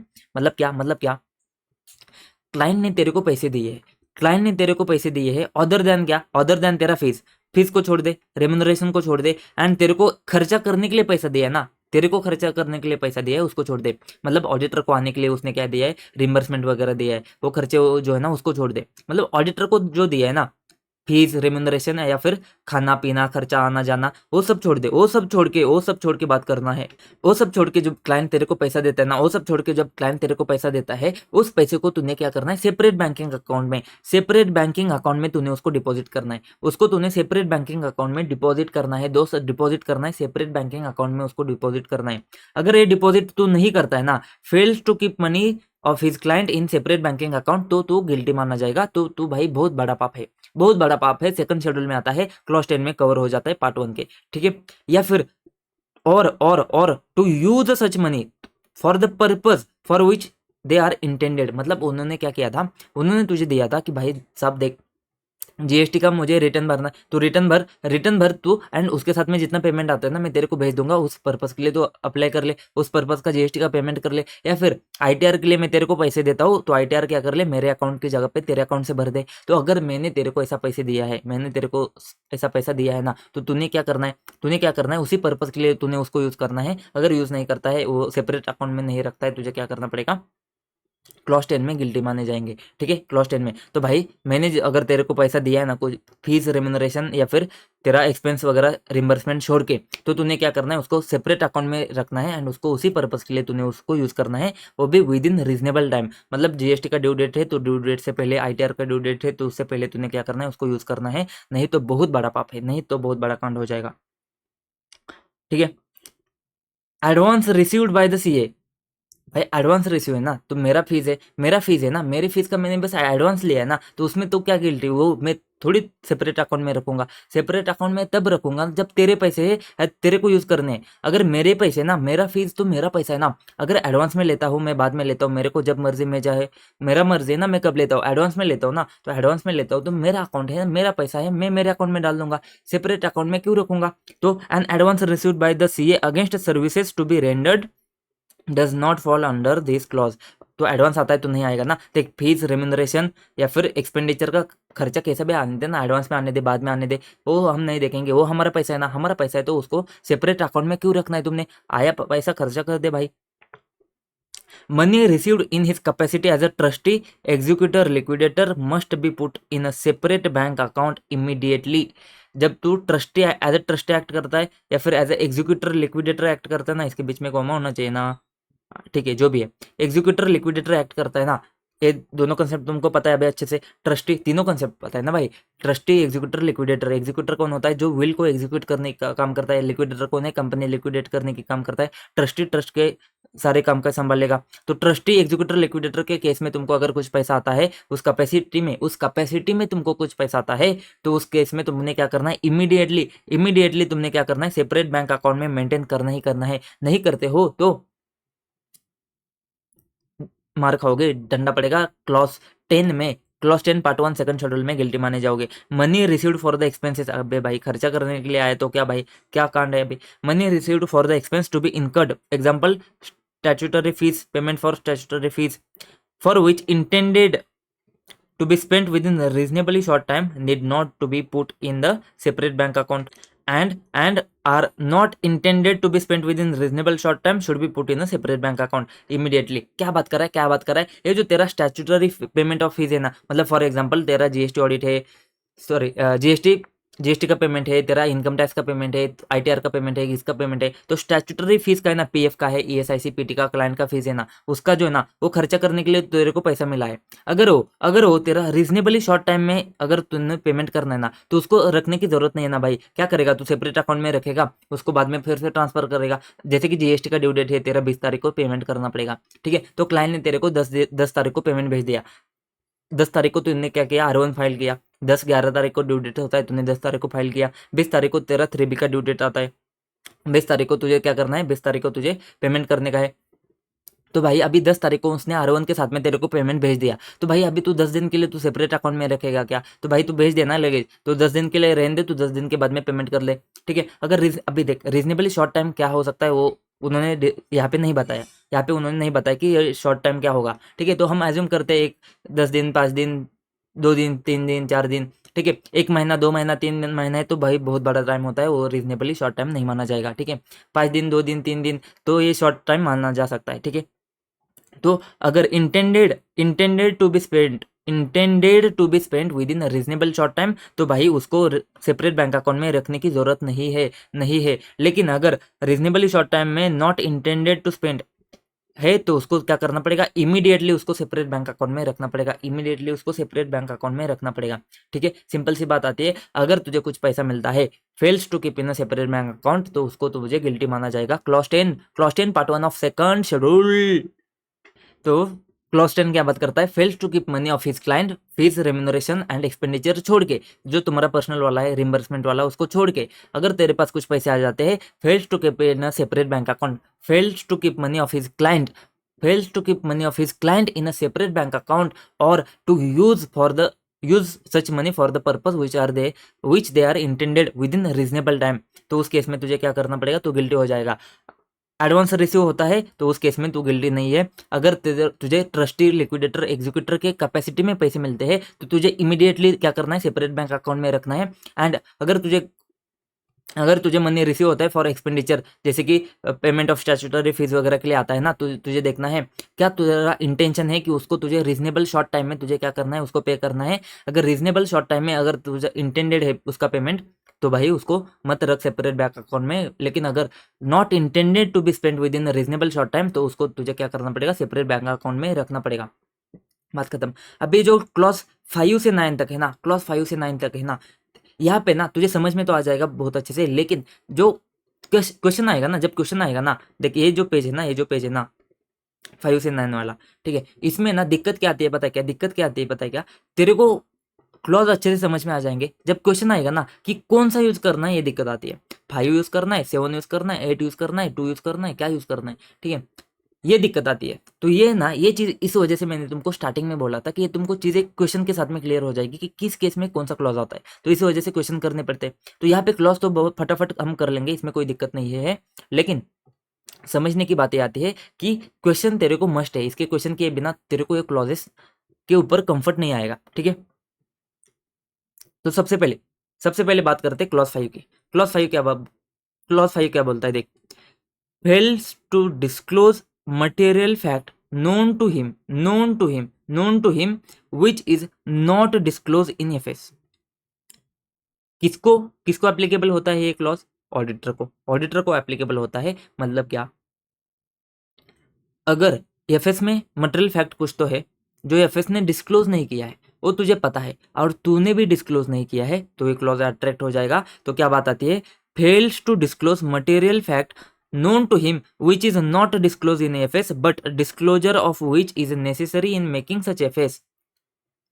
मतलब वो डिस्क्लोजर है ना, वो नेसेसरी था वो एफएस प्रिपेयर करने के लिए, वो डिस्क्लोजर नेसेसरी था, उसको दिया नहीं है। फिर ही is concerned with that FS in professional capacity, मतलब वो ना उस एफएस में क्या है, उस एफएस में उसका कंसर्न है, मतलब वो एफएस का ऑडिटर है, मतलब उस एफएस में उसका कुछ तो रिश्ता नाता है। Where he is concerned with that FS in professional capacity, professional capacity में उसका एफएस के साथ में रिश्ता है, नाता है। फिर ही is concerned with that FS in professional capacity, उस केस में मतलब क्या, एफएस को है ना, एफएस को प्रिपेयर करने के लिए वो डिस्क्लोजर दे देना चाहिए था, वो डिस्क्लोजर नहीं दिया है। एंड तू क्या है, उस एफएस में इंटरेस्टेड है, मतलब कंसर्न है उस एफएस में प्रोफेशनल कैपेसिटी में। अभी ये तुझे पता है कि यहाँ पे मटेरियल फैक्ट को डिस्क्लोज नहीं किया एफएस ने, और फिर भी तू ना उस फैक्ट को क्या करता है, डिस्क्लोज नहीं करता है, तो इस केस में तुझे क्लॉज 5 अट्रैक्ट हो जाएगा। सर क्या बोला क्या बोला, देख भाई सिंपल सी बात आती है, एक एग्जांपल से समझ में आएगा। ठीक है, तूने क्या किया है, तूने कुछ तो गड़बड़ किया है एफएस में, मैनेजमेंट ने क्या किया है, फॉर एग्जांपल उसने सब्सिडरी को लोन दिया है, लोन का जो अमाउंट है ना वो अमाउंट ही एफएस में नहीं है, वो अमाउंट ही एफएस में नहीं है, या फिर उसकी डिटेल डिस्क्लोजर जो मटेरियल है ना वो मटेरियल डिस्क्लोजर एफएस में है ही नहीं है। अब ये तुझे पता है, और फिर भी तूने डिस्क्लोज नहीं किया है, तो ये जो मटेरियल फैक्ट है ना, वो मटेरियल फैक्ट है ना, ये जो मटेरियल फैक्ट है ना, मटेरियल फैक्ट ये इंपॉर्टेंट है, मटेरियल फैक्ट है ना, वो तुझे पता है कि एफएस में डिस्क्लोज नहीं किया है, एंड वो तू डिस्क्लोज करना फेल हो जाता है, वो तू डिस्क्लोज नहीं करता है, तो उस केस में तुझे क्या हो जाएगा, इस क्लॉज में तू गिल्टी माना जाएगा। क्वेश्चन करने के बाद में ये तुझे अच्छे से समझ में आ जाएगा। ठीक है, तो मटेरियल फैक्ट है ना, कुछ तो ऐसा बहुत बड़ा मटेरियल इन्फॉर्मेशन है, जिसको एफएस में डिस्क्लोज नहीं किया है, वो तुझे पता है, एंड फिर भी तूने उसको डिस्क्लोज नहीं किया है, तो उस केस में एक क्लॉज अट्रैक्ट हो जाएगा। कुछ ऐसा बहुत बड़ा इन्फॉर्मेशन है, मटेरियल इन्फॉर्मेशन है, जिसको एफएस में डिस्क्लोज करना चाहिए था एफएस प्रिपेयर होने के लिए, लेकिन वो नहीं किया है, ये तुझे पता है, फिर भी तू डिस्क्लोज नहीं करता है, तो उस केस में क्या हो जाएगा, उस केस में तेरा क्या हो जाएगा, क्लॉज 5 में गिल्टी हो जाएगा। To determine if the fact is material auditor should refer SA 320, तो 320 के हिसाब से देखना है वो मटेरियल है कि नहीं है। An item might not be significant for the balance sheet but वो सिग्निफिकेंट हो सकता है इनकम स्टेटमेंट के लिए, and vice versa. Auditor need to assess materiality for the both statement, मतलब income statement, P&L and balance sheet दोनों के लिए तूने चेक करना है। ये वाला सेंटेंस इतना इंपॉर्टेंट है नहीं है, बट क्लॉज तूने याद रखना है। ठीक है, उसके बाद में बात आता है क्लॉज 6। क्लॉज 6 क्या बोलता है, देख भाई, अगर मटेरियल में स्टेटमेंट है ना, तो उसको तूने रिपोर्ट करना है। तो देख, fails to report material misstatement known to him to appear in EFS which he is concerned in professional capacity. मतलब ऊपर क्या बात होती है, ऊपर बात होती है मटेरियल फैक्ट की, नीचे बात होती है मटेरियल मिसस्टेटमेंट की। ऊपर बात होती है कि जो एफएस में डिस्क्लोज नहीं किया है उसको तुमने भी डिस्क्लोज नहीं किया है। नीचे क्या बात होती है, जो एफएस में अपेयर हो रहा है तूने उसको रिपोर्ट नहीं किया है। सर क्या फर्क है, समझते हैं। ठीक है, this clause refers to failure on the part of member to point out in his report material misstatement appearing in FS and has a knowledge of the same. क्या बात हो रही है, दोनों चीजें समझाता हूँ। मटेरियल मिसस्टेटमेंट अगर एफएस में है ना, तो तेरा क्या हो जाएगा, तेरा ओपिनियन मॉडिफाई हो जाएगा। ऐसे 705 के हिसाब से तेरा ओपिनियन मॉडिफाई होना चाहिए था। तो मटेरियल मिसस्टेटमेंट है एफएस में, तुझे पता है कि यहाँ पे मटेरियल मिसस्टेटमेंट है, फिर भी तू तेरा ओपिनियन मॉडिफाई नहीं करता है, तो उस केस में क्लॉज नंबर 6 आ जाएगा। फेल्स टू रिपोर्ट कैसे करेगा तू, मटेरियल मिसस्टेटमेंट को मॉडिफाई करेगा ना दोस्त, मॉडिफाई करेगा। तो अगर तू मॉडिफाई नहीं करता है, fail to report material misstatement known to him to appear in FS. ठीक है, जो मटेरियल मिसस्टेटमेंट उसको पता है कि एफएस में है, वो उसको पता है, नोन टू हिम उसको पता है कि एफएस में मटेरियल मिसस्टेटमेंट है, उसको रिपोर्ट नहीं करता है। उसको रिपोर्ट कैसे करेगा, 705 मॉडिफाई करेगा, क्वालिफाई करेगा, एडवाइस करेगा, डिस्क्लेमर देगा, जो भी है उसको क्या करेगा, उसको रिपोर्ट करेगा। अगर वो रिपोर्ट नहीं करता है, मतलब अपना रिपोर्ट मॉडिफाई जब होना चाहिए था एंड मॉडिफाई नहीं करता है, कहाँ पे आएगा, क्लॉज नंबर 6। बहुत बड़ा पाप है भाई, क्लॉज नंबर 6 में आएगा। सर तो ऊपर वाला पॉइंट क्या है, अगर देख हमने डिस्क्लोजर के बारे में बात करी थी, या फिर डिस्क्लेमर ऑफ ओपिनियन, वो सारे basis for disclaimer of opinion, basis for modified opinion के केस में हमने बात करी थी कि तुझे क्या क्या करना पड़ेगा, बेसिस में क्या दिखाना पड़ेगा कि तूने क्यों मॉडिफाई किया है। तूने क्यों मॉडिफाई किया है, वहाँ पे तुम क्वांटिफाई कर सकते हो, नैरेटिव दे सकते हो, या फिर अगर उसने नहीं दिया है तो तुमको देना पड़ेगा। ये वाली चीज़ ऊपर बात होती है। मतलब क्या, देख एफएस ने डिस्क्लोज नहीं दिया है, एफएस ने अगर डिस्क्लोजर नहीं दिया ना तो तुझे देना पड़ेगा, तुझे बताना पड़ेगा कि एफएस ने ए डिस्क्लोजर नहीं दिया है। तो अगर तू डिस्क्लोज नहीं करता है, अगर मटेरियल फैक्ट एफएस में है, अगर मटेरियल फैक्ट एफएस ने डिस्क्लोज नहीं किया है तो तुझे करना पड़ेगा। अगर तू नहीं करता है तो तू क्या हो जाएगा, तू गिल्टी हो जाएगा। जो कि तेरे को पता है कि ये मटेरियल फैक्ट एफएस ने डिस्क्लोज नहीं किया है, तुझे देना पड़ेगा, तू नहीं देता है तू गिल्टी हो जाएगा। ये क्लॉज 5 बात करता है। एंड मटेरियल मिसस्टेटमेंट है, एफएस में मटेरियल मिसस्टेटमेंट है तो ऑडिट रिपोर्ट में तूने मॉडिफाई करना है, उसको रिपोर्ट करना है, नहीं करता है तो गिल्टी हो जाएगा क्लॉज नंबर 6 में। उसके बाद में तेरे आगे बढ़ते हैं clause number 7। Clause number 7, Thala for a reason. Clause number 7, Thala भाई कितना केयर के साथ में मैच खेलता है ना, वैसे ही तुमने केयर के साथ में अपना ऑडिट करना है, केयर के साथ में तुमने अपना प्रोफेशनल मिसकंडक्ट करना, प्रोफेशनल ड्यूटी को कंडक्ट करना है, ठीक है, मिसकंडक्ट नहीं है, प्रोफेशनल ड्यूटी को मिसकंडक्ट करना है तुमने, ठीक है। तो यहाँ पे बात आती है, अगर तुम ऐसा केयर के साथ में अपना ड्यूटी नहीं निभाते हो ना तो यहाँ पे आ जाते हो does not exercise due diligence. Due diligence की बात कहाँ पे की थी हमने, कहाँ पे की थी हमने ड्यू डिलीजेंस, हमने फंडामेंटल प्रिंसिपल में करी थी, याद है क्या?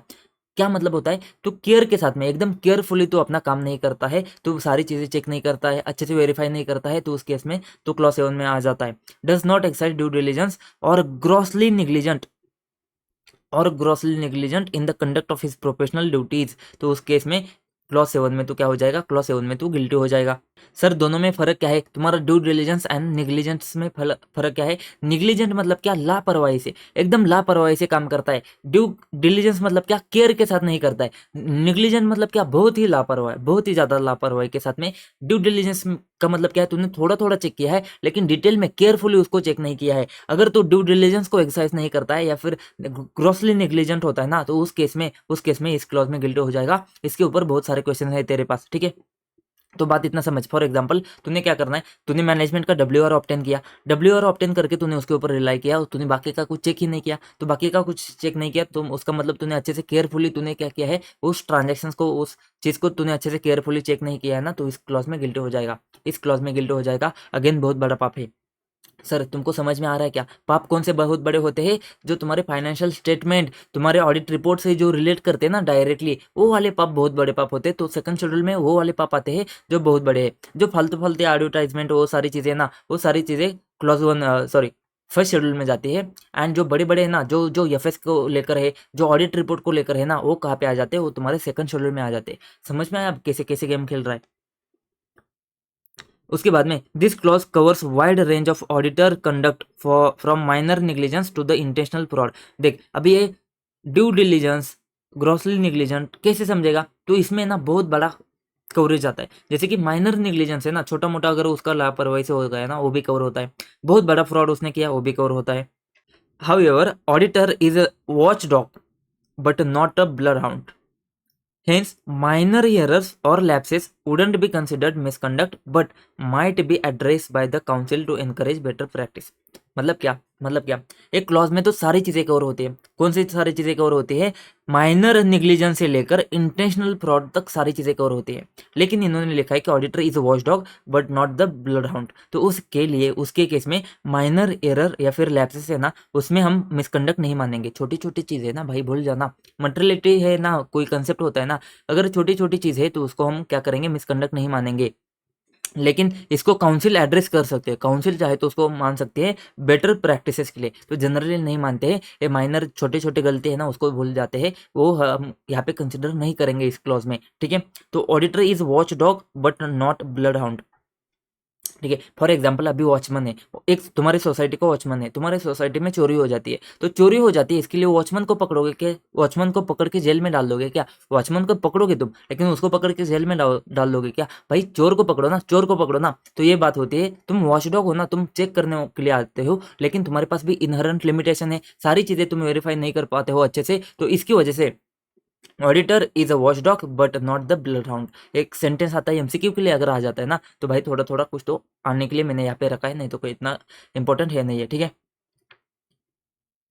फिर बात आती है क्लॉज नंबर 8 को। क्लॉज नंबर 8 क्या बात करता है? क्लॉज नंबर 8 बात करता है fails to obtain sufficient information. माँ भाड़ में गया, मतलब भाई कुछ इन्फॉर्मेशन ऑब्टेन ही नहीं की है तूने, तेरे को जितनी इन्फॉर्मेशन चाहिए थी उतनी सफिशिएंट इन्फॉर्मेशन ऑब्टेन नहीं करी है, ठीक है। इसे वापस आ गया ना एकदम, ठीक है। Fails to obtain sufficient information, sufficient information जितनी चाहिए थी ना उतनी तुमने ऑब्टेन नहीं करी है।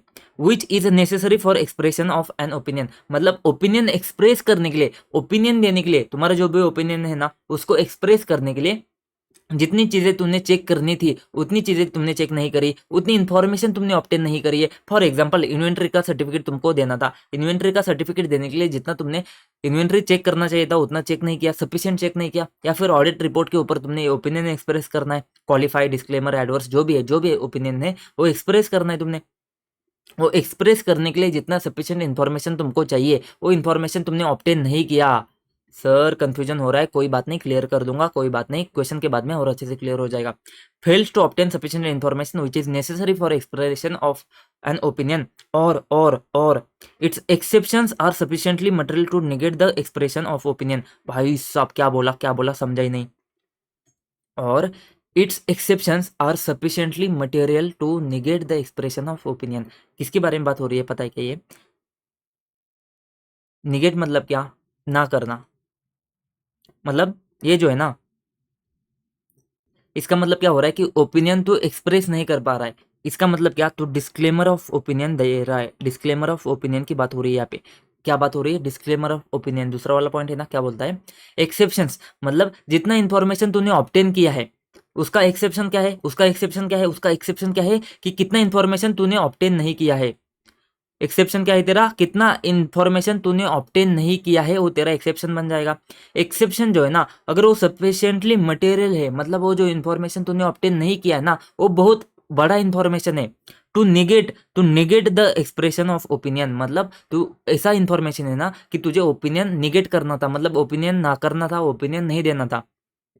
तो अगर जो इन्फॉर्मेशन तुझे नहीं मिली है ना, मतलब वो इन्फॉर्मेशन क्या है तेरा, जो डिस्क्लेमर ऑफ ओपिनियन में तो क्या करता है, तुझे इन्फॉर्मेशन नहीं मिलती है इसकी वजह से तू ओपिनियन को डिस्क्लेम करता है, मतलब ओपिनियन एक्सप्रेस नहीं करता है एज गुड, ठीक है, एज गुड एज, ठीक है। तो ओपिनियन को एक्सप्रेस नहीं करता है, तो इसके लिए क्या होता है कि तेरे पास इन्फॉर्मेशन नहीं आ रही है, तो इट्स एक्सेप्शंस मतलब क्या, इन्फॉर्मेशन नहीं आ रही है, are sufficiently material to negate the expression of opinion, मतलब वो इन्फॉर्मेशन है ऐसी इन्फॉर्मेशन है कि वो इन्फॉर्मेशन के एक्सेप्शन जो है ना, मतलब जो इन्फॉर्मेशन नहीं आती है ना वो इतनी मटेरियल है कि तूने ओपिनियन इशू नहीं करना था या फिर डिस्क्लेमर ऑफ ओपिनियन इशू करना था। अगर ऐसी वाली इन्फॉर्मेशन है एंड उसके ऊपर तो क्या करता है, उसके केस में तो क्या हो जाएगा, उसके केस में क्या हो जाएगा, तो क्लॉज 8 में गिल्टी हो जाएगा। मतलब क्या, तूने क्या किया है, तूने जो इन्फॉर्मेशन ऑब्टेन नहीं करी है ना, वो इन्फॉर्मेशन जो ऑब्टेन नहीं करी वो इतनी मटेरियल है कि तूने एक्सप्रेस नहीं करना चाहिए था ओपिनियन, या फिर तूने डिस्क्लेमर ऑफ ओपिनियन एक्सप्रेस करना था, इतनी मटेरियल है ना, और तूने वो डिस्क्लेमर ओपिनियन इश्यू नहीं किया है, तो उस केस में क्या हो जाएगा, क्लॉज 8 में गिल्टी हो जाएगा।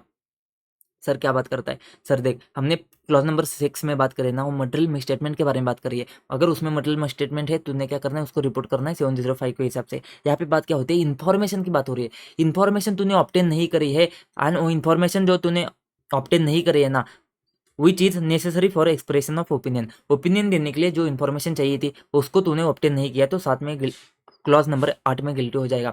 सर 2-3 क्लॉज साथ में आ सकते हैं, तुमको आगे जाके समझेगा, ऐसा नहीं कि एक ही क्लॉज आएगा। तुमको लगता है कि यहाँ पे भी गिल्टी है, वहाँ पे भी गिल्टी है, यहाँ पे भी गिल्टी है, ठीक है, तो उस केस में तेरा जैसे कि उसने इन्फॉर्मेशन ऑब्टेन नहीं करी है, मतलब ड्यू डिलिजेंस के साथ में काम नहीं किया, तो क्लॉज 7-8 दोनों में गिल्टी हो जाएगा। ऐसे चलता है, ये ऐसे चलता है, ठीक है। तो 2 क्लॉज साथ में आ सकते हैं, तो उसका टेंशन मत ले अभी, ठीक है। तो इन्फॉर्मेशन ऑब्टेन नहीं करी है, fails to obtain sufficient information which is necessary for the expression of an opinion or its exceptions are sufficiently material, मतलब जो इन्फॉर्मेशन नहीं मिली है वो इतनी मटेरियल है to negate the expression of opinion, मतलब एक्सप्रेशन ऑफ ओपिनियन तू नाकारना चाहता है, मतलब तू ओपिनियन नहीं देना चाहता है, या फिर डिस्क्लेमर ऑफ ओपिनियन देना चाहता है, बट तूने दिया नहीं है तो गिल्टी हो जाएगा, मतलब वो इन्फॉर्मेशन तूने ऑब्टेन नहीं करी है तो गिल्टी हो जाएगा, ठीक है। Fails to obtain sufficient information which is necessary for expression of opinion, इसमें क्या देखना है तुझे, CA should not express opinion before obtaining required data and information, जब तक तेरे को इन्फॉर्मेशन नहीं मिलती है तब तक तू अपना अपना क्या करेगा, अपना ओपिनियन इशू नहीं करेगा। इसके बारे में हमने हर बार बात करी है। तूने जो ऑडिट रिपोर्ट का डेट है ना, डेट कब डालना है, जब तक तुझे सारी इन्फॉर्मेशन मिल नहीं जाती है, सारा तेरा अकाउंट वगैरह कंप्लीट नहीं होता है, वो साइन नहीं करते फाइनेंशियल स्टेटमेंट के ऊपर, तब तक तूने उसका ऑडिट रिपोर्ट का डेट नहीं करना है। वैसे ही जब तक तेरा सारा इन्फॉर्मेशन नहीं मिलता है तब तक तूने कोई भी अपना ओपिनियन एक्सप्रेस नहीं करना है। इफ इनसफिशिएंट इन्फॉर्मेशन प्रिवेंट करता है a clear opinion, CA must clearly state any limitations or assumptions made in their report or certificate, they shouldn't mislead user by omitting such detail. मतलब अगर कोई ऐसा insufficient information है जो prevent करता है क्लियर ओपिनियन को, तो ओपिनियन नहीं दे पाते हो तुम इनसफिशिएंट इन्फॉर्मेशन की वजह से, तो तुमने क्या करना है, उसको उस लिमिटेशन को, स्कोप लिमिटेशन को तुमने क्लियरली स्टेट करना है, और एजम्पशन अगर कुछ आते हैं उसको तुमने क्लियरली अपने रिपोर्ट में या सर्टिफिकेट में तुमने क्लियरली उसको स्टेट करना है। They shouldn't mislead users by omitting such detail. तो तुमने क्या करना है, तुमने वो ऐसा देखना है कि वो मिसलीड नहीं करनी चाहिए, अगर तुमने वो डिटेल नहीं दिया तो वो मिसलीड करेगा। Disclaimer should be made in clear and unambiguous, avoiding phrases like subject to the verification. इसके बारे में हमने 705 में भी अच्छे से बात करी है। तुम्हारी वर्डिंग जो है ना, वो वर्डिंग्स क्लियर होने चाहिए, क्लियर एंड अनएम्बिगुअस होने चाहिए। तो यहाँ पे तुमने subject to the verification of this disease, ऐसा ऐसा कुछ नहीं देना है, ठीक है। Disclaimer should be clear and unambiguous, avoiding phrases like subject to the verification. SA 705 उसके बारे में बात करता है, ठीक है। Certificate is a written confirmation of accuracy of the fact stated therein. CA issued a certificate without going into the most elementary detail or by not looking into records or by not examining evidence will be held guilty under this clause. देख भाई, ये सिर्फ है ना अपने opinion जो है ना वो एफएस के ऊपर बात नहीं करता है, ये सर्टिफिकेट के बारे में भी बात करता है। Certificate is a written confirmation of accuracy of the fact, जो उसने बताया। जैसे तुम्हारा इन्वेंट्री सर्टिफिकेट है, तो जो है ना फैक्ट को बात करता है, फैक्ट की बात करता है, तो सर्टिफिकेट इज अ फैक्ट।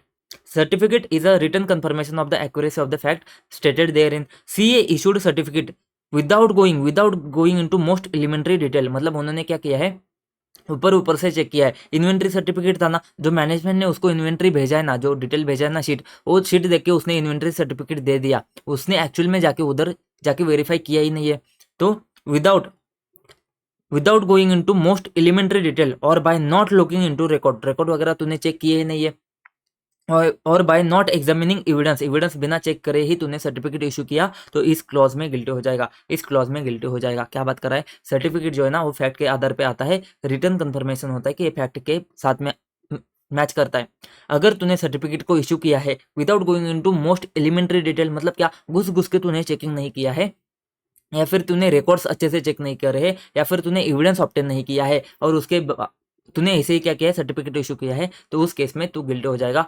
बहुत बड़ा पाप है, क्लॉज 8 में गिल्टी हो जाएगा। दोस्त क्लॉज 9 के बारे में बात करते हैं। क्लॉज 9 क्या आता है, fails to invite attention to material departure from generally accepted procedure of audit. Sir material fact हुआ, मटेरियल मिसस्टेटमेंट हुआ, अब मटेरियल डिपार्चर क्या होता है। मटेरियल डिपार्चर क्या होता है, जब तुम ऐसे का कंप्लेन नहीं करते हो, तुम किसी चीज को कंप्लेन नहीं करते हो, तो हम क्या बोलते हैं, डिपार्चर किया है तूने। अगर fails to invite attention to any material departure from the generally accepted procedures of audit के प्रोसीजर्स को तूने फॉलो नहीं किया है, एप्लीकेबल टू द सर्कमस्टेंसेस, तो क्लॉज 9 आता है, ठीक है। ऑडिट के प्रोसीजर्स जो है ना उसको तुमने फॉलो नहीं किया है, जैसे कि ऑडिट ने तुमको कुछ बोला है, ऐसे को फॉलो नहीं किया है, जैसे तुम्हारा 200 से 800 सीरीज जो है ना उसको तुमने फॉलो नहीं किया है ना, तो इस केस में तुम क्या हो जाओगे, क्लॉज 9 में गिल्टी हो जाओगे, ठीक है। जैसे क्या है नीचे देखो, समझ में आ जाएगा। ICI issues various pronouncement to define gap, such engagement and quality control standards। कौन से तुम्हारे SQC से लेके सारे तुम्हारे ऐसे 800 सीरीज तक गाइडेंस नोट है, टेक्निकल गाइड्स है, प्रैक्टिकल मैनुअल है, ये सारा उन्होंने इशू किया है गैप को समझने के लिए, ठीक है, प्रोनाउंसमेंट वगैरह, ठीक है। Some audit require unique procedure beyond general gap.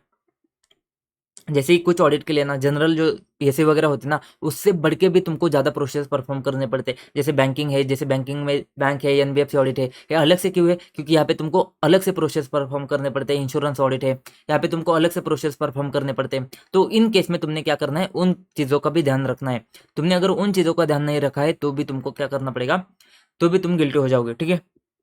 जैसे कि देखो वेरिफिकेशन ऑफ बैंक है, सर्टिफाइंग न्यूज़पेपर सर्कुलेशन, तो यहाँ पे ना audit bureau of circulation ABC जो है ना उनका कुछ तो गाइडलाइन होता है। CA might be required to certify newspaper circulation figures following specific audit bureau of circulation limited guidelines. अगर उनके कुछ गाइडलाइन आते हैं ना उसको तुमको क्या करना पड़ेगा, फॉलो करना पड़ेगा सर्टिफाइंग न्यूज़पेपर सर्कुलेशन के टाइम पे। जब बैंक का तो करेगा ना, बैंक का verification of bank audit often have distinct procedures compare to those mandated by companies act. CA need to be familiar with this variations. तो अगर बैंक ऑडिट है तो बैंक ऑडिट के प्रोसीजर भी तो परफॉर्म करेगा, एनबीएफसी है तो एनबीएफसी के वाले प्रोसीजर परफॉर्म करेगा, जब तेरा इंश्योरेंस है तो इंश्योरेंस वाले प्रोसेस परफॉर्म करेगा। तो जो दूसरा वाला ऑडिट है ना, दूसरा वाला अगर कुछ ऑडिट होता है ना, तुझे ये चीज़ देखनी पड़ेगी कि उसके ऑडिट के प्रोसेस अलग हो सकते हैं, तो उसके हिसाब से काम करेगा, उसके हिसाब से काम करेगा।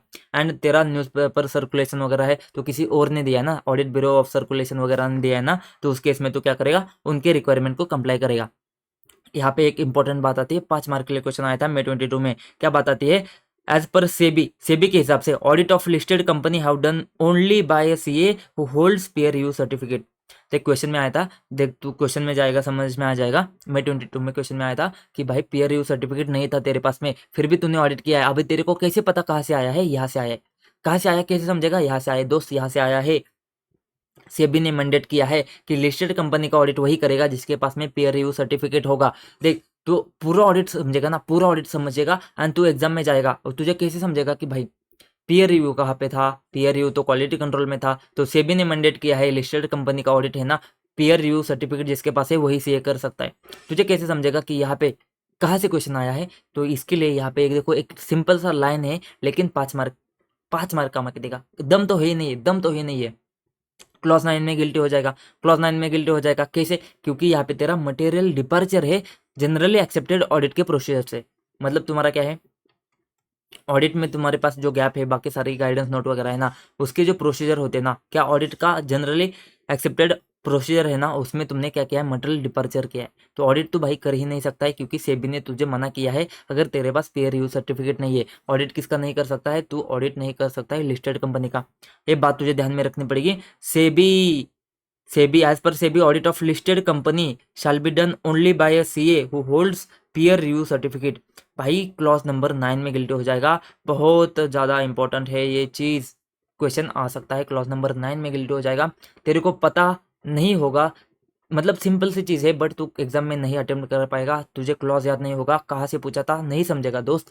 इसको कैसे याद रखना कि मेरे को नहीं पता, बस याद होना चाहिए तुझे, बस याद होना चाहिए। इस एक लाइन को चाहे तो एल मार्क कर ले, स्टार मार्क कर ले, जो भी करना है कर ले, मुझे नहीं पता, बस याद होना चाहिए कि सेबी ने क्या किया है। सेबी ने मैंडेट किया है लिस्टेड कंपनी का ऑडिट पीयर रिव्यू सर्टिफिकेट जिसके पास है वही कर सकता है, वही से ये कर सकता है। याद क्या रखना, ये तो याद हो जाएगा पीयर रिव्यू सर्टिफिकेट वाला, बट क्लॉज 9 याद होना चाहिए। Clause 9 of part 1 of second schedule.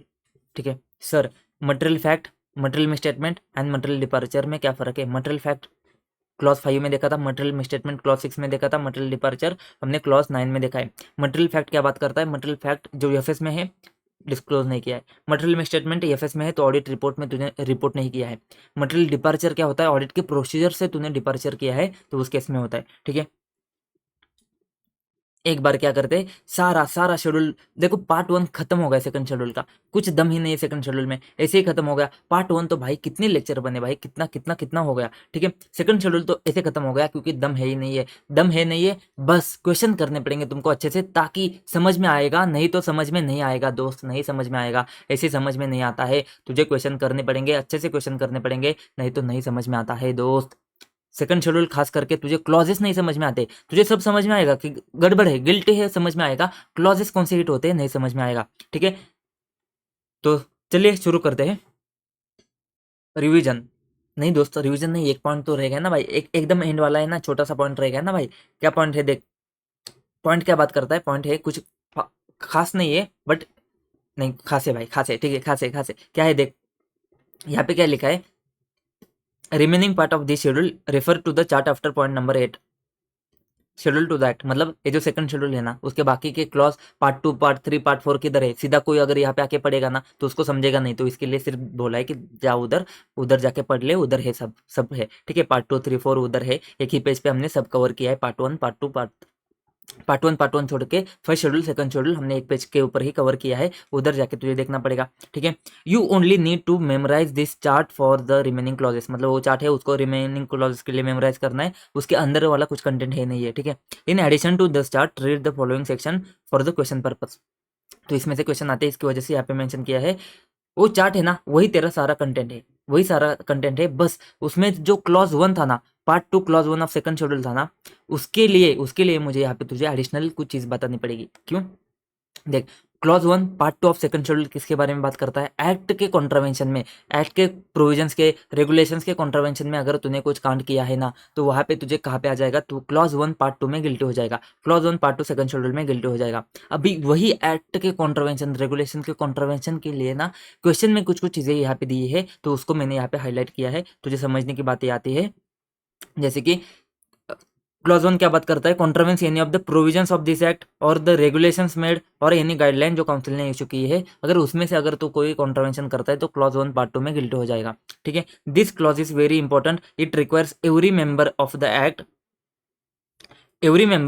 Act within framework of chartered accountants act regulation guideline के हिसाब से काम करेगा। एनी वायोलेशन इधर of this guidelines companies act regulation by the member would amount to the misconduct under this part. तो कोई भी, तो मैंने आपको एकदम स्टार्टिंग में ही बोला था, जो तुमने गाइडलाइन सब सब कुछ जो पढ़ा है ना अभी तक, अगर उसमें से अगर कोई कॉन्ट्रावेंशन होता है तो कहाँ पे होगा? जब तक कि स्पेसिफिकली नहीं बताया है तुमको, जैसे कि एडवर्टाइजिंग के बारे में क्लॉज 6 पार्ट 1 फर्स्ट शेड्यूल में हमने बात करी है, अगर ऐसे स्पेसिफिकली नहीं बताया है ना, तब स्पेसिफिकली बताया है तो वहां पे जाएगा, नहीं बताया तो यहाँ पे आएगा, कहाँ पे आएगा? Clause 1 part 2 of second schedule में आएगा। ठीक है, और अगर कोई और रेगुलेशंस आते हैं ना, और रेगुलेशंस भी कहाँ पे आएंगे?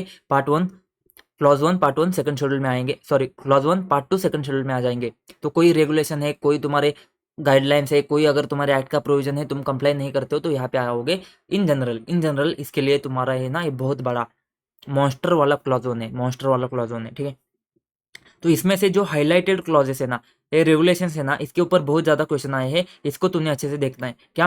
Premium from the article assistant, मतलब तुमने लोन या प्रीमियम करके आर्टिकल असिस्टेंट से तुमने पैसा लिया है ना, तो भाई यहाँ पे तो क्लॉज 1 में गिल्टी हो जाएगा। स्टाइपेंड तूने आर्टिकल असिस्टेंट को दिया नहीं है, मिनिमम स्टाइपेंड का मेंटेन नहीं किया है, वो सारी चीजें तेरी यहाँ पे आ जाएगी। आर्टिकल असिस्टेंट को तूने किसी अदर ऑक्यूपेशन में एंगेज किया है, जो तेरा, तू क्या कर रहा है? तू सीए है ना, तू सीए तेरे घर के काम आर्टिकल असिस्टेंट से करवा ले रहा है, तो भाई साहब यहाँ पे तू गिल्टी हो जाएगा। कहाँ पे? क्लॉज 1। पाप है ना, पाप बहुत बड़ा है, आर्टिकल के साथ में तो छेड़छाड़ कर रहा है, पाप बहुत बड़ा है। सेकंड शेड्यूल में आएगा, पार्ट 2 में आएगा, बट पार्ट 2 में क्लॉज 1 जहाँ पे तू बाकी के रेगुलेशन चेक करता है, तो रेगुलेशन जो बनाए थे ना उन्होंने, उसका कॉन्ट्रवेंशन करता है। तो देख भाई, सिंपल सी चीज है, आर्टिकल असिस्टेंट के बारे में अगर कोई भी तुझे क्वेश्चन आता है ना, तो सबसे पहले आने का शेड्यूल 2 पार्ट 2 क्लॉज 1 में, एक क्वेश्चन छोड़ के, एक क्वेश्चन कौन सा छोड़ के? अगर तू आर्टिकल असिस्टेंट को पेमेंट करता है ना, वो छोड़ के आर्टिकल असिस्टेंट का कोई भी दिक्कत रहेगा तो तू गिल्टी हो जाएगा। जैसे क्या है देख, बात करते हैं आराम से। रेगुलेशन 43, रेगुलेशन के नंबर याद रखने की जरूरत नहीं है। अगर तो आर्टिकल असिस्टेंट के एंगेजमेंट में कुछ गड़बड़ होती है, मतलब क्या? आर्टिकल असिस्टेंट का जो तू क्या करता है, अभी अभी नहीं होता है, पहले होता था। जैसे कि तू क्या करता है, आईसीआई में तू रजिस्टर ही नहीं करता है, वो तुम्हारा जो आर्टिकलशिप के टाइम पे जो तुम्हारा पहले 1023 कोई जो भी फॉर्म जाता था ना, वो फॉर्म नहीं भरते हो तुम, उसके साथ में स्टैम्प पेपर के साथ में अटैच करके तुम आर्टिकल असिस्टेंट को रजिस्टर नहीं करते हो आईसीआई के यहाँ पे, तो उस केस में तुम्हारा क्या हो जाएगा? तुम गिल्टी हो जाओगे। देखिए, engagement of article assistant and registration of article assistant, तो उस केस में तुम नहीं करते हो तो तुम गिल्टी हो जाओगे। जो भी उनका प्रोविजन के हिसाब से, रेगुलेशन के हिसाब से वैसे तुमने करना है, अगर नहीं करते हो तो गिल्टी हो जाओगे। अगर आर्टिकल से प्रीमियम लेते हो, मतलब उसके पापा से तुम क्या करते हो, लोन लेते हो या फिर कोई प्रीमियम, किसी टाइप का प्रीमियम, किसी टाइप से पैसे लेते हो उससे, तो क्या हो जाएगा तुमको? तुम गिल्टी हो जाओगे अगर उससे तुम आर्टिकल से पैसे ले रहे हो, ताकि तुम्हारे अंडर वो ट्रेन हो जाए, इसकी वजह से तुम उससे पैसे ले रहे हो। भाई साहब, कितना घना पाप है ये। इसके लिए तो नरक में भी जगह नहीं मिलेगी। भगवान पकौड़े बना इसको। ठीक है, स्टाइपन टू आर्टिकल असिस्टेंट, उनका एक तो भाई 2-3 हज़ार का टाइप स्टाइपन रहता है, उसको भी तुम नहीं देते हो, तो भाई साहब और कितना पाप करोगे, और कितना पाप करोगे? गरीब के पेट पे लात मारोगे भाई साहब, तुमको फिर लात मार के हम भगा देंगे यहाँ से। ठीक है, हमेशा हमेशा के लिए। तो मिनिमम स्टाइपन नहीं देते हो। टर्मिनेशन और असाइनमेंट ऑफ आर्टिकल्स, तो टर्मिनेट वगैरह के केस में तुम कुछ तो गलती करते हो, टर्मिनेशन नहीं करते हो उसको, मतलब टर्मिनेट कर देते हो बीच में, कुछ तो झगड़ा वगैरह करके कुछ तो ऐसा कांड करते हो ना, तो उस केस में तुमको क्या हो जाएगा? तुमने रेगुलेशन 56 को अधेर करना है, नहीं करते हो तो तुमको क्या कर देंगे? गिल्टी कर देंगे। Article assistant not to engage in any other occupation, घर में पानी भरने के लिए भेज रहा है, घर में किसी काम से भेज रहा है, घर में झाड़ू पोछा करने के लिए भेज रहा है, तो कुछ काम करने के लिए भेज रहा है, तो आर्टिकल असिस्टेंट को किसी अदर ऑक्यूपेशन में तुमने एंगेज नहीं करना है, नहीं तो तुम गिल्टी हो जाओगे। एंड आर्टिकल असिस्टेंट ने अगर कंप्लेंट वगैरह किया है, उसके अगेंस्ट में जो भी कुछ अगर कांड हो जाता है, तो उस केस में भी तुम गिल्टी हो जाते हो। कंप्लेंट किया है मतलब कंप्लेंट किया है कि तुमने कुछ तो गलत किया है एंड तुमने एक्चुअल में गलत किया है कुछ, तो तब तुम गिल्टी हो जाओगे। एंड आर्टिकल असिस्टेंट के साथ में ध्यान रखो, ऑडिट असिस्टेंट की भी बात आती है and register of offices and firms की भी बात आती है। ज़्यादातर क्वेश्चन तेरे बनेंगे ना, जो हाईलाइटेड ग्रीन वाला पोर्शन है ना, वहाँ से ही तुझे क्वेश्चन, सब क्वेश्चन वहाँ से दिखेंगे। एक चीज़ है जो बात आर्टिकल असिस्टेंट की होती है लेकिन यहाँ पे नहीं आती है। कौन सी बात है? पेमेंट किया है तूने ना, स्टाइपेंड छोड़ के कोई और पेमेंट किया है, तूने स्टाइपेंड छोड़ के कोई और आर्टिकल को पेमेंट किया है, तो ये कहाँ पे जाना चाहिए सर? कहाँ पे जाना चाहिए? ये जाता है तेरा कहाँ पे? क्लॉज, ये कहाँ पे जाता है तेरा? तूने अगर पेमेंट किया ना, यहाँ पे लिख ले दोस्त, ये लिख ले। अरे कौन सा वाला है मार्कर है? तूने क्या किया है? तूने पेमेंट किया है, payment to article assistant, payment to article other than stipend, other than stipend. तो ऐसा पेमेंट किया है ना तूने, बोनस वगैरह इशू किया है, ऐसा नहीं चलेगा। अगर तू ऐसा पेमेंट किया है ना, तो तू गिल्टी माना जाएगा। कहाँ पे? Clause 2 of part 1 of first schedule. Sir क्यों क्यों? हमने बात करी थी क्लॉज 2 में, क्या बात करी थी? सीए पे नहीं करता है, पे, अलाउ टू पे, एग्री टू पे, किसी को भी पे नहीं करेगा other than member in institute. तुम्हारे जो बाकी के पार्टनर है, रिटायर पार्टनर है, लीगल हियर है, फिर तुम्हारे अदर प्रोफेशनल बॉडी के मेंबर है, तुम्हारे अदर क्वालिफिकेशन है, इनको छोड़ के किसी को भी पेमेंट नहीं करेगा। तो उसमें आर्टिकल था क्या? नहीं था। तो आर्टिकल को भी पेमेंट नहीं करेगा वो, तुम्हारा स्टाइपेंड छोड़ के किसी को भी पेमेंट नहीं करेगा। अगर तुमने बोनस वगैरह दिया है, तुमने एक्स्ट्रा पैसे दिए ना, तो भाई कुछ तो गड़बड़ है। तूने बोनस दिया है, तुमने एक्स्ट्रा पैसे दिए ना, कुछ तो तुमने एक्स्ट्रा पैसे दिए ना, तो यहाँ पे गड़बड़ हो सकती है ना रियल लाइफ में, कि तुमने क्या किया है, कुछ तो आर्टिकल के थ्रू किसी पैसों को रूट किया है, ऐसा कुछ तो गड़बड़ हो सकती है। इसकी वजह से तुमने पे नहीं करना था ना भाई, कमीशन वो कुछ तो, तुम्हारे फीस का परसेंटेज, तुमने क्या किया है, तुमने 50% ऑफ फीस वगैरह क्या किया है, उसको 50% क्या किया है, उसको बोनस करके दे दिया, तुमको जितना फीस मिला था। तो ये भाई एज अ कमीशन वगैरह है ना, तो इसको तुमको देखना पड़ेगा। इसको तुमको ऑफिस अलाउंस करके दे दिया है, ऑफिस अलाउंस करके दे दिया, कुछ दे दिया, नहीं चलेगा ना भाई, नहीं चलेगा। तो अगर तुमने आर्टिकल असिस्टेंट को पेमेंट किया है ना, तो यहाँ पे आएगा। तो सर, तो यहाँ पे तुमने जो लोन वाला दिया है ना, लोन प्रीमियम, वो तो तुमने पैसे लिए है ना, तो अगर तुमने पे किया है तो क्लॉज 2 में जाएगा। अगर तुमने रिसीव किया है ना, तो भी 3 में जाएगा ना। तो क्लॉज 3 भी तो आना चाहिए। अगर तुमने रिसीव किया है तो क्लॉज 3 आता है क्या? नहीं आता है। क्यों नहीं आता है? बहुत बहुत बढ़िया सा क्वेश्चन है। अगर तुझे क्वेश्चन समझा है तो बहुत बढ़िया, नहीं समझा है तो छोड़ दे। क्यों नहीं आता है सर क्लॉज 3? बताइए, बताइए मुझे। सर अच्छा है ना, क्लॉज 3 में नहीं जाता है। क्यों? क्यों अच्छा है भाई? क्लॉज 3 वो फर्स्ट शेड्यूल का है, वो कम पाप है ना, कम पाप है ना भाई, कम पाप है तो कम सजा होगी। यहाँ पे बहुत बड़े पाप है ना भाई, बहुत बड़े पाप है तो बहुत ज्यादा सजा होनी चाहिए ना। तो अगर तुमने पेमेंट किया है ना, तुमने उससे पैसे लिए ना, तुमने एक्सेप्ट किया है ना, तो भाई बहुत बड़े पाप है ना, बहुत बड़ा पाप है। तो वो क्लॉज तुम्हारे सेकंड शेड्यूल में आता है। ठीक है, वहाँ पे आ सकता है अदर देन तुम्हारा जो मेंबर है, वो वहाँ से तुमने पैसे लिए, वहाँ पे आ सकता है। बट वो तुम्हारा क्वेश्चन जब डिजाइन करते हैं ना, वैसा नहीं डिजाइन करते। कैसे करते पता है क्या? तुमने बिजनेस का प्रॉफिट का फीस वगैरह लिया है, तो क्लॉज 2 में जाता है, क्योंकि वहाँ पे फीस, परसेंटेज, बिजनेस, वो सारी चीज़ आती है, शेयर कमीशन, ब्रोकरेज वगैरह। बट यहाँ पे जो है ना, यहाँ पे अगर आर्टिकल असिस्टेंस से तुमने लोन वगैरह लिया है ना, तो भाई सब वहाँ पे नहीं जाता है ना, वहाँ पे तुम्हारा अलग से जोन में चलता है वो। यहाँ पे तुमको क्या देखना पड़ेगा?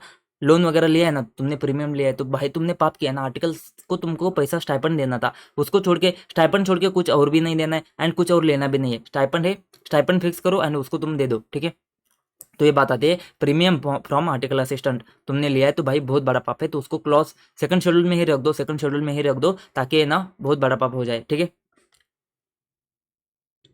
रिवीजन मार लेते। सेकंड शेड्यूल बात करता है, सेकंड शेड्यूल बात करते हैं तुम्हारा। सेकंड शेड्यूल में हमारा पार्ट वन में हम बात करें, जहाँ पे पीएमपी जो है ना, पीएमपी के बारे में बात करेंगे हम। ठीक है, तो सेकंड शेड्यूल में पार्ट 1 हम देखेंगे पीएमपी। सर ये सारे क्लॉजेस है ना, इसको याद कैसे रखेंगे, याद कैसे करेंगे? देख भाई, याद करने के लिए ना हम कुछ तो करते हैं। ठीक है, एक वीडियो बनाता हूँ जिसमें तुम्हारे सारे पूरा शेड्यूल है ना, पूरा शेड्यूल टू द एक्ट है ना, वो याद हो जाएगा तुमको। ऐसे कुछ तो मैं अपना निमोनिक्स या फिर कुछ तो टेक्निक वगैरह बना के तुमको दे दूंगा। समझाने के लिए तुमको कुछ ऐसा मैंने कसर बाकी नहीं छोड़ी है। शेड्यूल सेकंड शेड्यूल का पार्ट 1 जो है ना वो मैंने थोड़ा स्पीड में किया है, मैं मानता हूँ, बट ये है ना, मेरी बात मानो, तुमको क्वेश्चन करने के बाद ही अच्छे से समझ में आएगा, ठीक है। जैसे कि मैं एक बार तुमको रिवीजन करता हूँ, उसके बाद में तुमको थोड़ा सा और अच्छे से कंफर्ट हो जाएगा, रिवीजन में थोड़ा स्लो करने की कोशिश करता हूँ, उसके बाद में क्वेश्चन करेंगे, उसके बाद में तुमको और अच्छे से समझेगा, ठीक है। सेकंड शेड्यूल पार्ट 1 पीएमपी के बारे में बात करते हैं। यहाँ पे हमने क्लॉज 1 के बारे में बात करी। क्लॉज 1 क्या बोलता है, कॉन्फिडेंशियलिटी का तूने अच्छे से ख्याल रखना है। मतलब क्या, तुमने जो प्रोफेशनल एंगेजमेंट में इंफॉर्मेशन एक्वायर करी है उसको तूने डिस्क्लोज नहीं करना है विदाउट क्लाइंट का कंफर्मेशन, ठीक है, किसी और पर्सन को। Disclose information acquire in a course of professional engagement to any person other than his client, so engaging him without consent of his client. And यहाँ पे और एक पॉइंट आता है तुम्हारा, अगर लॉ भाई मानता है, बोलता है तो करना पड़ेगा, ठीक है। नॉट डिस्क्लोज कंटिन्यूस, जो नॉन डिस्क्लोजर है ना वो कंटिन्यू करता है even after completion of assignment, complete होने के बाद भी तुमने नहीं बतानी है। उसके बाद में तुम्हारा प्रोफेशनल ड्यूटी में अगर तुम देते हो तो हम मान लेंगे कि तुम्हारा कंसेंट ऑप्टेन हो चुका है, ठीक है। कंसेंट किससे लेना है, प्रोपराइटर से ले सकते हो, ऑथराइज अटर्नी से ले सकते हो, किसके केस में, प्रोपराइटरशिप के केस में। पार्टनरशिप के केस में किसी भी पार्टनर से ले सकते हो। एंड कंपनी के साथ में, कंपनी के केस में बोर्ड रेजोल्यूशन से लेना पड़ेगा। लेकिन अगर एमडी को पावर डेलीगेट कर रहे हैं ना तो एमडी से ले लो, ठीक है।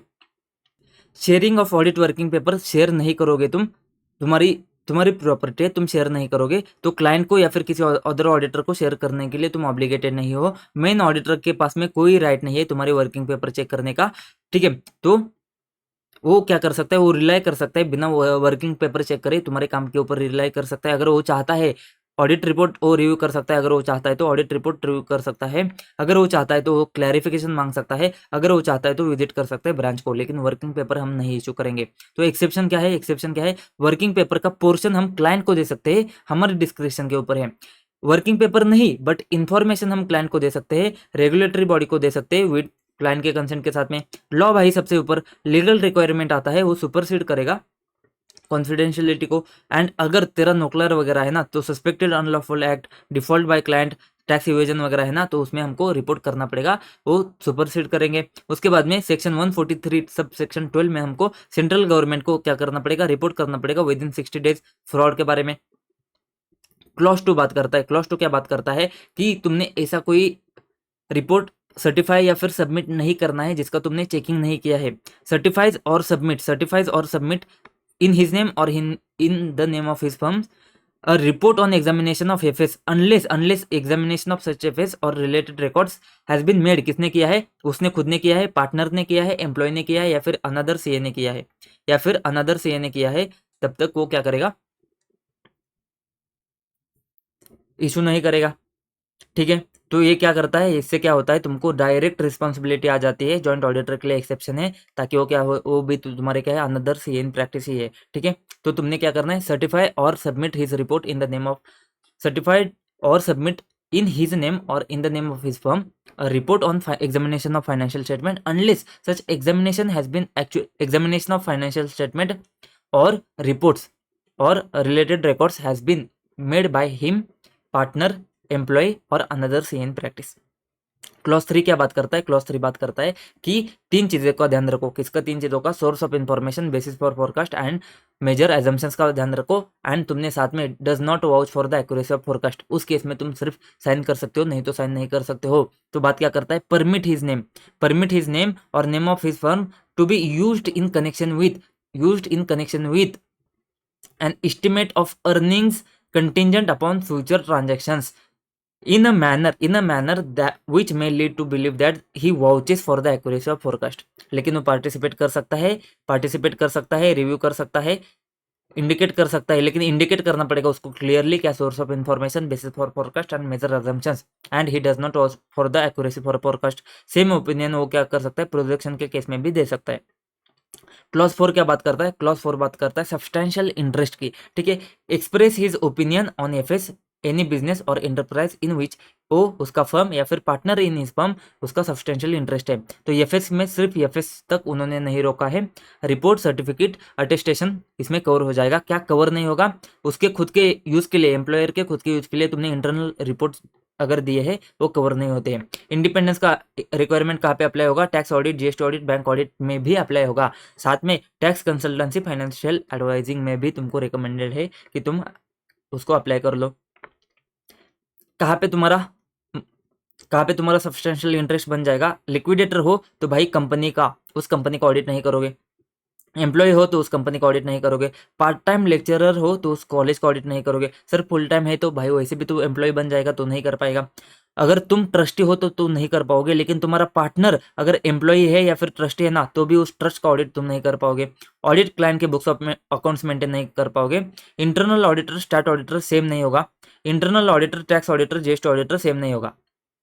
ठीक है। जिस कंपनी के तुम डायरेक्टर थे उसका तुमने 2 साल तक, डायरेक्टरशिप छोड़ने के बाद 2 साल तक ऑडिट नहीं करना है। CA shall not accept the assignment of audit of a company for a period of 2 years from the completion of his tenure as a director. And तुमने क्या करना है, रिलेवेंट रेगुलेशन वगैरह चेक करने हैं साथ में। ठीक है। अभी क्लॉज 5 क्या बात करता है, क्लॉज 5 है ना, वो एफएस के बारे में बात करता है। एफएस में मटेरियल फैक्ट जो है ना, उसको डिस्क्लोज नहीं किया है, ये तुमको पता है और फिर भी तुमने डिस्क्लोज नहीं किया है।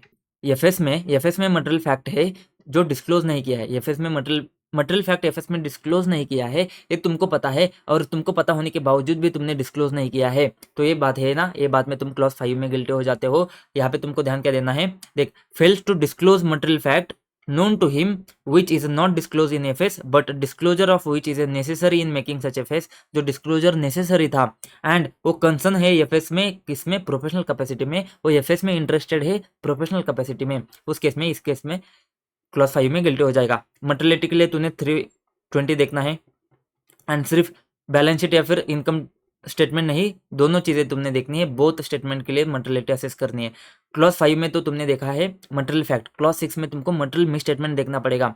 एफएस में मटेरियल मिस स्टेटमेंट है और ये तुमको पता है, फिर भी तुम उसको रिपोर्ट नहीं करते हो। Fail to report material misstatement known to him to appear in FS, जहाँ पे वो क्या है, एफएस में प्रोफेशनल कैपेसिटी में कंसर्न है, तो उस केस में तुम क्लॉज 6 में गिल्टी हो जाओगे। मतलब क्या, एफएस में डिस्क्लोजर नहीं दिया है मटेरियल फैक्ट का तो 5 में, ऑडिट रिपोर्ट में तुमने मॉडिफाई नहीं किया है तो 6 में गिल्टी हो जाओगे। एंड अगर डिपार्चर तुमने किया है ऑडिट के प्रोसीजर का तो तुम्हारा क्लॉज 9 में गिल्टी हो जाओगे। वहाँ पे बात क्या आती है, मटेरियल डिपार्चर। ठीक है, बात करते हैं। तो क्लॉज 7 जो है ना, वो क्या बोलता है कि तुमने ना अच्छे से काम नहीं किया है, केयरफुली नहीं किया है या लापरवाही से किया है। तो केयरफुली नहीं किया है या फिर लापरवाही से किया है, तुम गिल्टी हो जाओगे क्लॉज 7 में। Does not exercise due diligence or is grossly negligent in conduct of his professional duty, तो क्लॉज 7 में आओगे। माइनर जो है ना, उसके लिए हम नहीं मानेंगे, तो auditor is watchdog but not blood hound. ठीक है। तो क्लॉज 8 क्या बात करता है, इन्फॉर्मेशन सफिशिएंट तुमने ऑब्टेन नहीं करी है, जो इन्फॉर्मेशन तुमको सफिशिएंट ऑब्टेन करनी चाहिए थी ओपिनियन को एक्सप्रेस करने के लिए, वो इन्फॉर्मेशन तुमने ऑब्टेन नहीं करी है, तो तुम क्या हो जाओगे, क्लॉज 8 में गिल्टी हो जाओगे। Fails to obtain sufficient information which is necessary for expression of opinion or its exceptions are sufficiently material to negate the expression of opinion. ठीक है। तो इस केस में तुमने बाकी सारी चीजें ध्यान देनी है। सर्टिफिकेट के बारे में देखो, सर्टिफिकेट के बारे में क्वेश्चंस आते हैं, तो सर्टिफिकेट के बारे में, certificate is written confirmation of the accuracy of the fact stated therein. CA issued certificate without going into most elementary detail by not looking into record or by not examining evidence, वो guilty हो जाएगा उस clause में, clause number 8 में। Clause number 9 क्या बोलता है, fails to invite attention to any material departure from generally accepted procedures of audit. Audit के प्रोसीजर से तुमने डिपार्चर किया है तो ये तुमको क्लॉज 9 में गिल्टी हो जाओगे। जैसे कि गैप में जो भी तुमको है, pronouncement, guidance note, technical guide, practice manual, वो सारी चीज़ें, एंड एसेज, साथ में एसेज, एसक्यूसी, वो सारी चीज़ें तुमने कंप्लाई करके चलनी है। उसके साथ में तुमको देखना पड़ेगा, उसको छोड़ के और सारी चीज़ें आती है, जैसे बैंक ऑडिट, एनबीएफसी ऑडिट वगैरह है, इंश्योरेंस ऑडिट है, तो उनके रिलेवेंट चीज़ें भी तुमने कंसिडर करनी चाहिए, उनके रिलेवेंट चीज़ें भी तुमने कंसिडर करके चलनी है। एंड सर्टिफाइंग न्यूज़पेपर सर्कुलेशन के केस में ऑडिट ब्यूरो ऑफ सर्कुलेशन जो है ना, उसने जो भी दिया है उसको तुम कंप्लाई करके चलोगे। सबसे इंपॉर्टेंट बात सेबी ने बोला है कि लिस्टेड कंपनी का ऑडिटर वही कर सकता है जिसके पास में पीयर रिव्यू सर्टिफिकेट है। अगर तुम्हारे पास में पीयर रिव्यू सर्टिफिकेट नहीं है, फिर भी तुमने लिस्टेड कंपनी का ऑडिट किया है, तो तुम क्लॉज नंबर 9 में गिल्टी हो जाओगे। बहुत ही बड़ा पाप है, बहुत ही बड़ा पाप है। क्लॉज नंबर 10 बात करता है, fails to keep money of his client. कौन सा पैसा, फीस, तुम्हारा फीस रेमुनरेशन एंड तुम्हारे एक्सपेंडिचर छोड़ के, fails to keep the money of his client in the separate bank account or use such money for the purpose for which they are intended within a reasonable time. अगर वो use नहीं करते उस purpose के लिए with in reasonable time, या फिर तुम सेपरेट बैंक अकाउंट में नहीं रखते हो, तुम गिल्टी हो जाओगे क्लॉज नंबर 10 में। सेपरेट अकाउंट में नहीं रखते हो क्लाइंट के पैसे अदर देन जो तुम्हारे है, मतलब फीस, रेम्यूनरेशन, एक्सपेंडिचर छोड़ के, रिम्बर्समेंट छोड़ के, एडवांस तुम्हारे पैसे है, तुम्हारा फीस का एडवांस दिया है, तो भाई उसको जरूरत नहीं है सेपरेट अकाउंट में रखने के लिए। तुमने अगर ट्रस्टी, एग्जीक्यूटर एंड लिक्विडेटर की कैपेसिटी में पैसे लिए ना, तो भाई उसको तुमको रखने पड़ेगा सेपरेट बैंक अकाउंट में इमीडिएटली। एंड उसके बाद में अगर तुमने मनी रिसीव किया है फॉर द एक्सपेंसेस मतलब स्टैट्यूटरी फीस वगैरह के लिए तुमने क्या किया है, उसको रिसीव किया है, तो अगर तुमको पता है तुम्हारा इंटेंशन है intended to be spent within a reasonable short time clarify नहीं किया है, लेकिन रीजनेबल शॉर्ट टाइम में तुम्हारा intended to be spent within a reasonable short time, तो उसको सेपरेट अकाउंट में रखने की जरूरत नहीं है। लेकिन not intended to be spent within a reasonable short time, तो उसको तुमको इमीडिएटली सेपरेट अकाउंट में रखने पड़ेंगे, बात खत्म। क्लॉज 1 पार्ट 2 का हमने उसके साथ में देखा था। यहाँ पे हमने बात करी जहाँ पे भी आर्टिकल असिस्टेंट आता है ना, आर्टिकल असिस्टेंट के लिए तुमने कुछ भी कांड किया है ना, तो तुम्हारा कहाँ पे आ जाएगा, क्लॉज 1 पार्ट 2 सेकंड शेड्यूल में गिल्टी हो जाएगा। मेन इंपॉर्टेंट चीज क्या है, प्रीमियम अगर तुम लेते हो आर्टिकल असिस्टेंट से, लोन वगैरह प्रीमियम वगैरह लेते हो, तो तुम क्या हो जाओगे, क्लॉज 1 पार्ट 2 में गिल्टी हो जाओगे। स्टाइपन तुम अच्छे से पे नहीं करते हो, जो रिक्वायरमेंट है मिनिमम रिक्वायरमेंट वगैरह पे नहीं करते हो, तुम गिल्टी माने जाओगे। Article assistant not to engage in any other occupation, उसको किसी और ऑक्यूपेशन में तुम उसको करते हो, तो एंगेज करते हो, तो उस केस में तुम्हारा क्या हो जाएगा, क्लॉज 1 पार्ट 2 सेकंड शेड्यूल में गिल्टी हो जाओगे। कहाँ पे गिल्टी नहीं होगे, अगर तुमने पेमेंट किया है किसी और का बोनस कमीशन करके कुछ, अगर तुमने कुछ पेमेंट किया है आर्टिकल को अदर देन तुम्हारा स्टाइपेंड वगैरह, तो तुम clause 1 of part 2 of second schedule में गिल्टी नहीं होगे, clause 2 of part 1 of first schedule में गिल्टी होगे। ठीक है, ओके सर। उसके बाद में ना हमारा धमाकेदार लेक्चर होने वाला है, जो एक क्वेश्चन का है ना एकदम समरी वाला, भाई साहब एकदम ताबड़तोड़ लेक्चर होने वाला है, तो किधर मत जाइए, देखते रहिए। मिलते हैं नेक्स्ट वीडियो में, तब तक के लिए जय हिंद।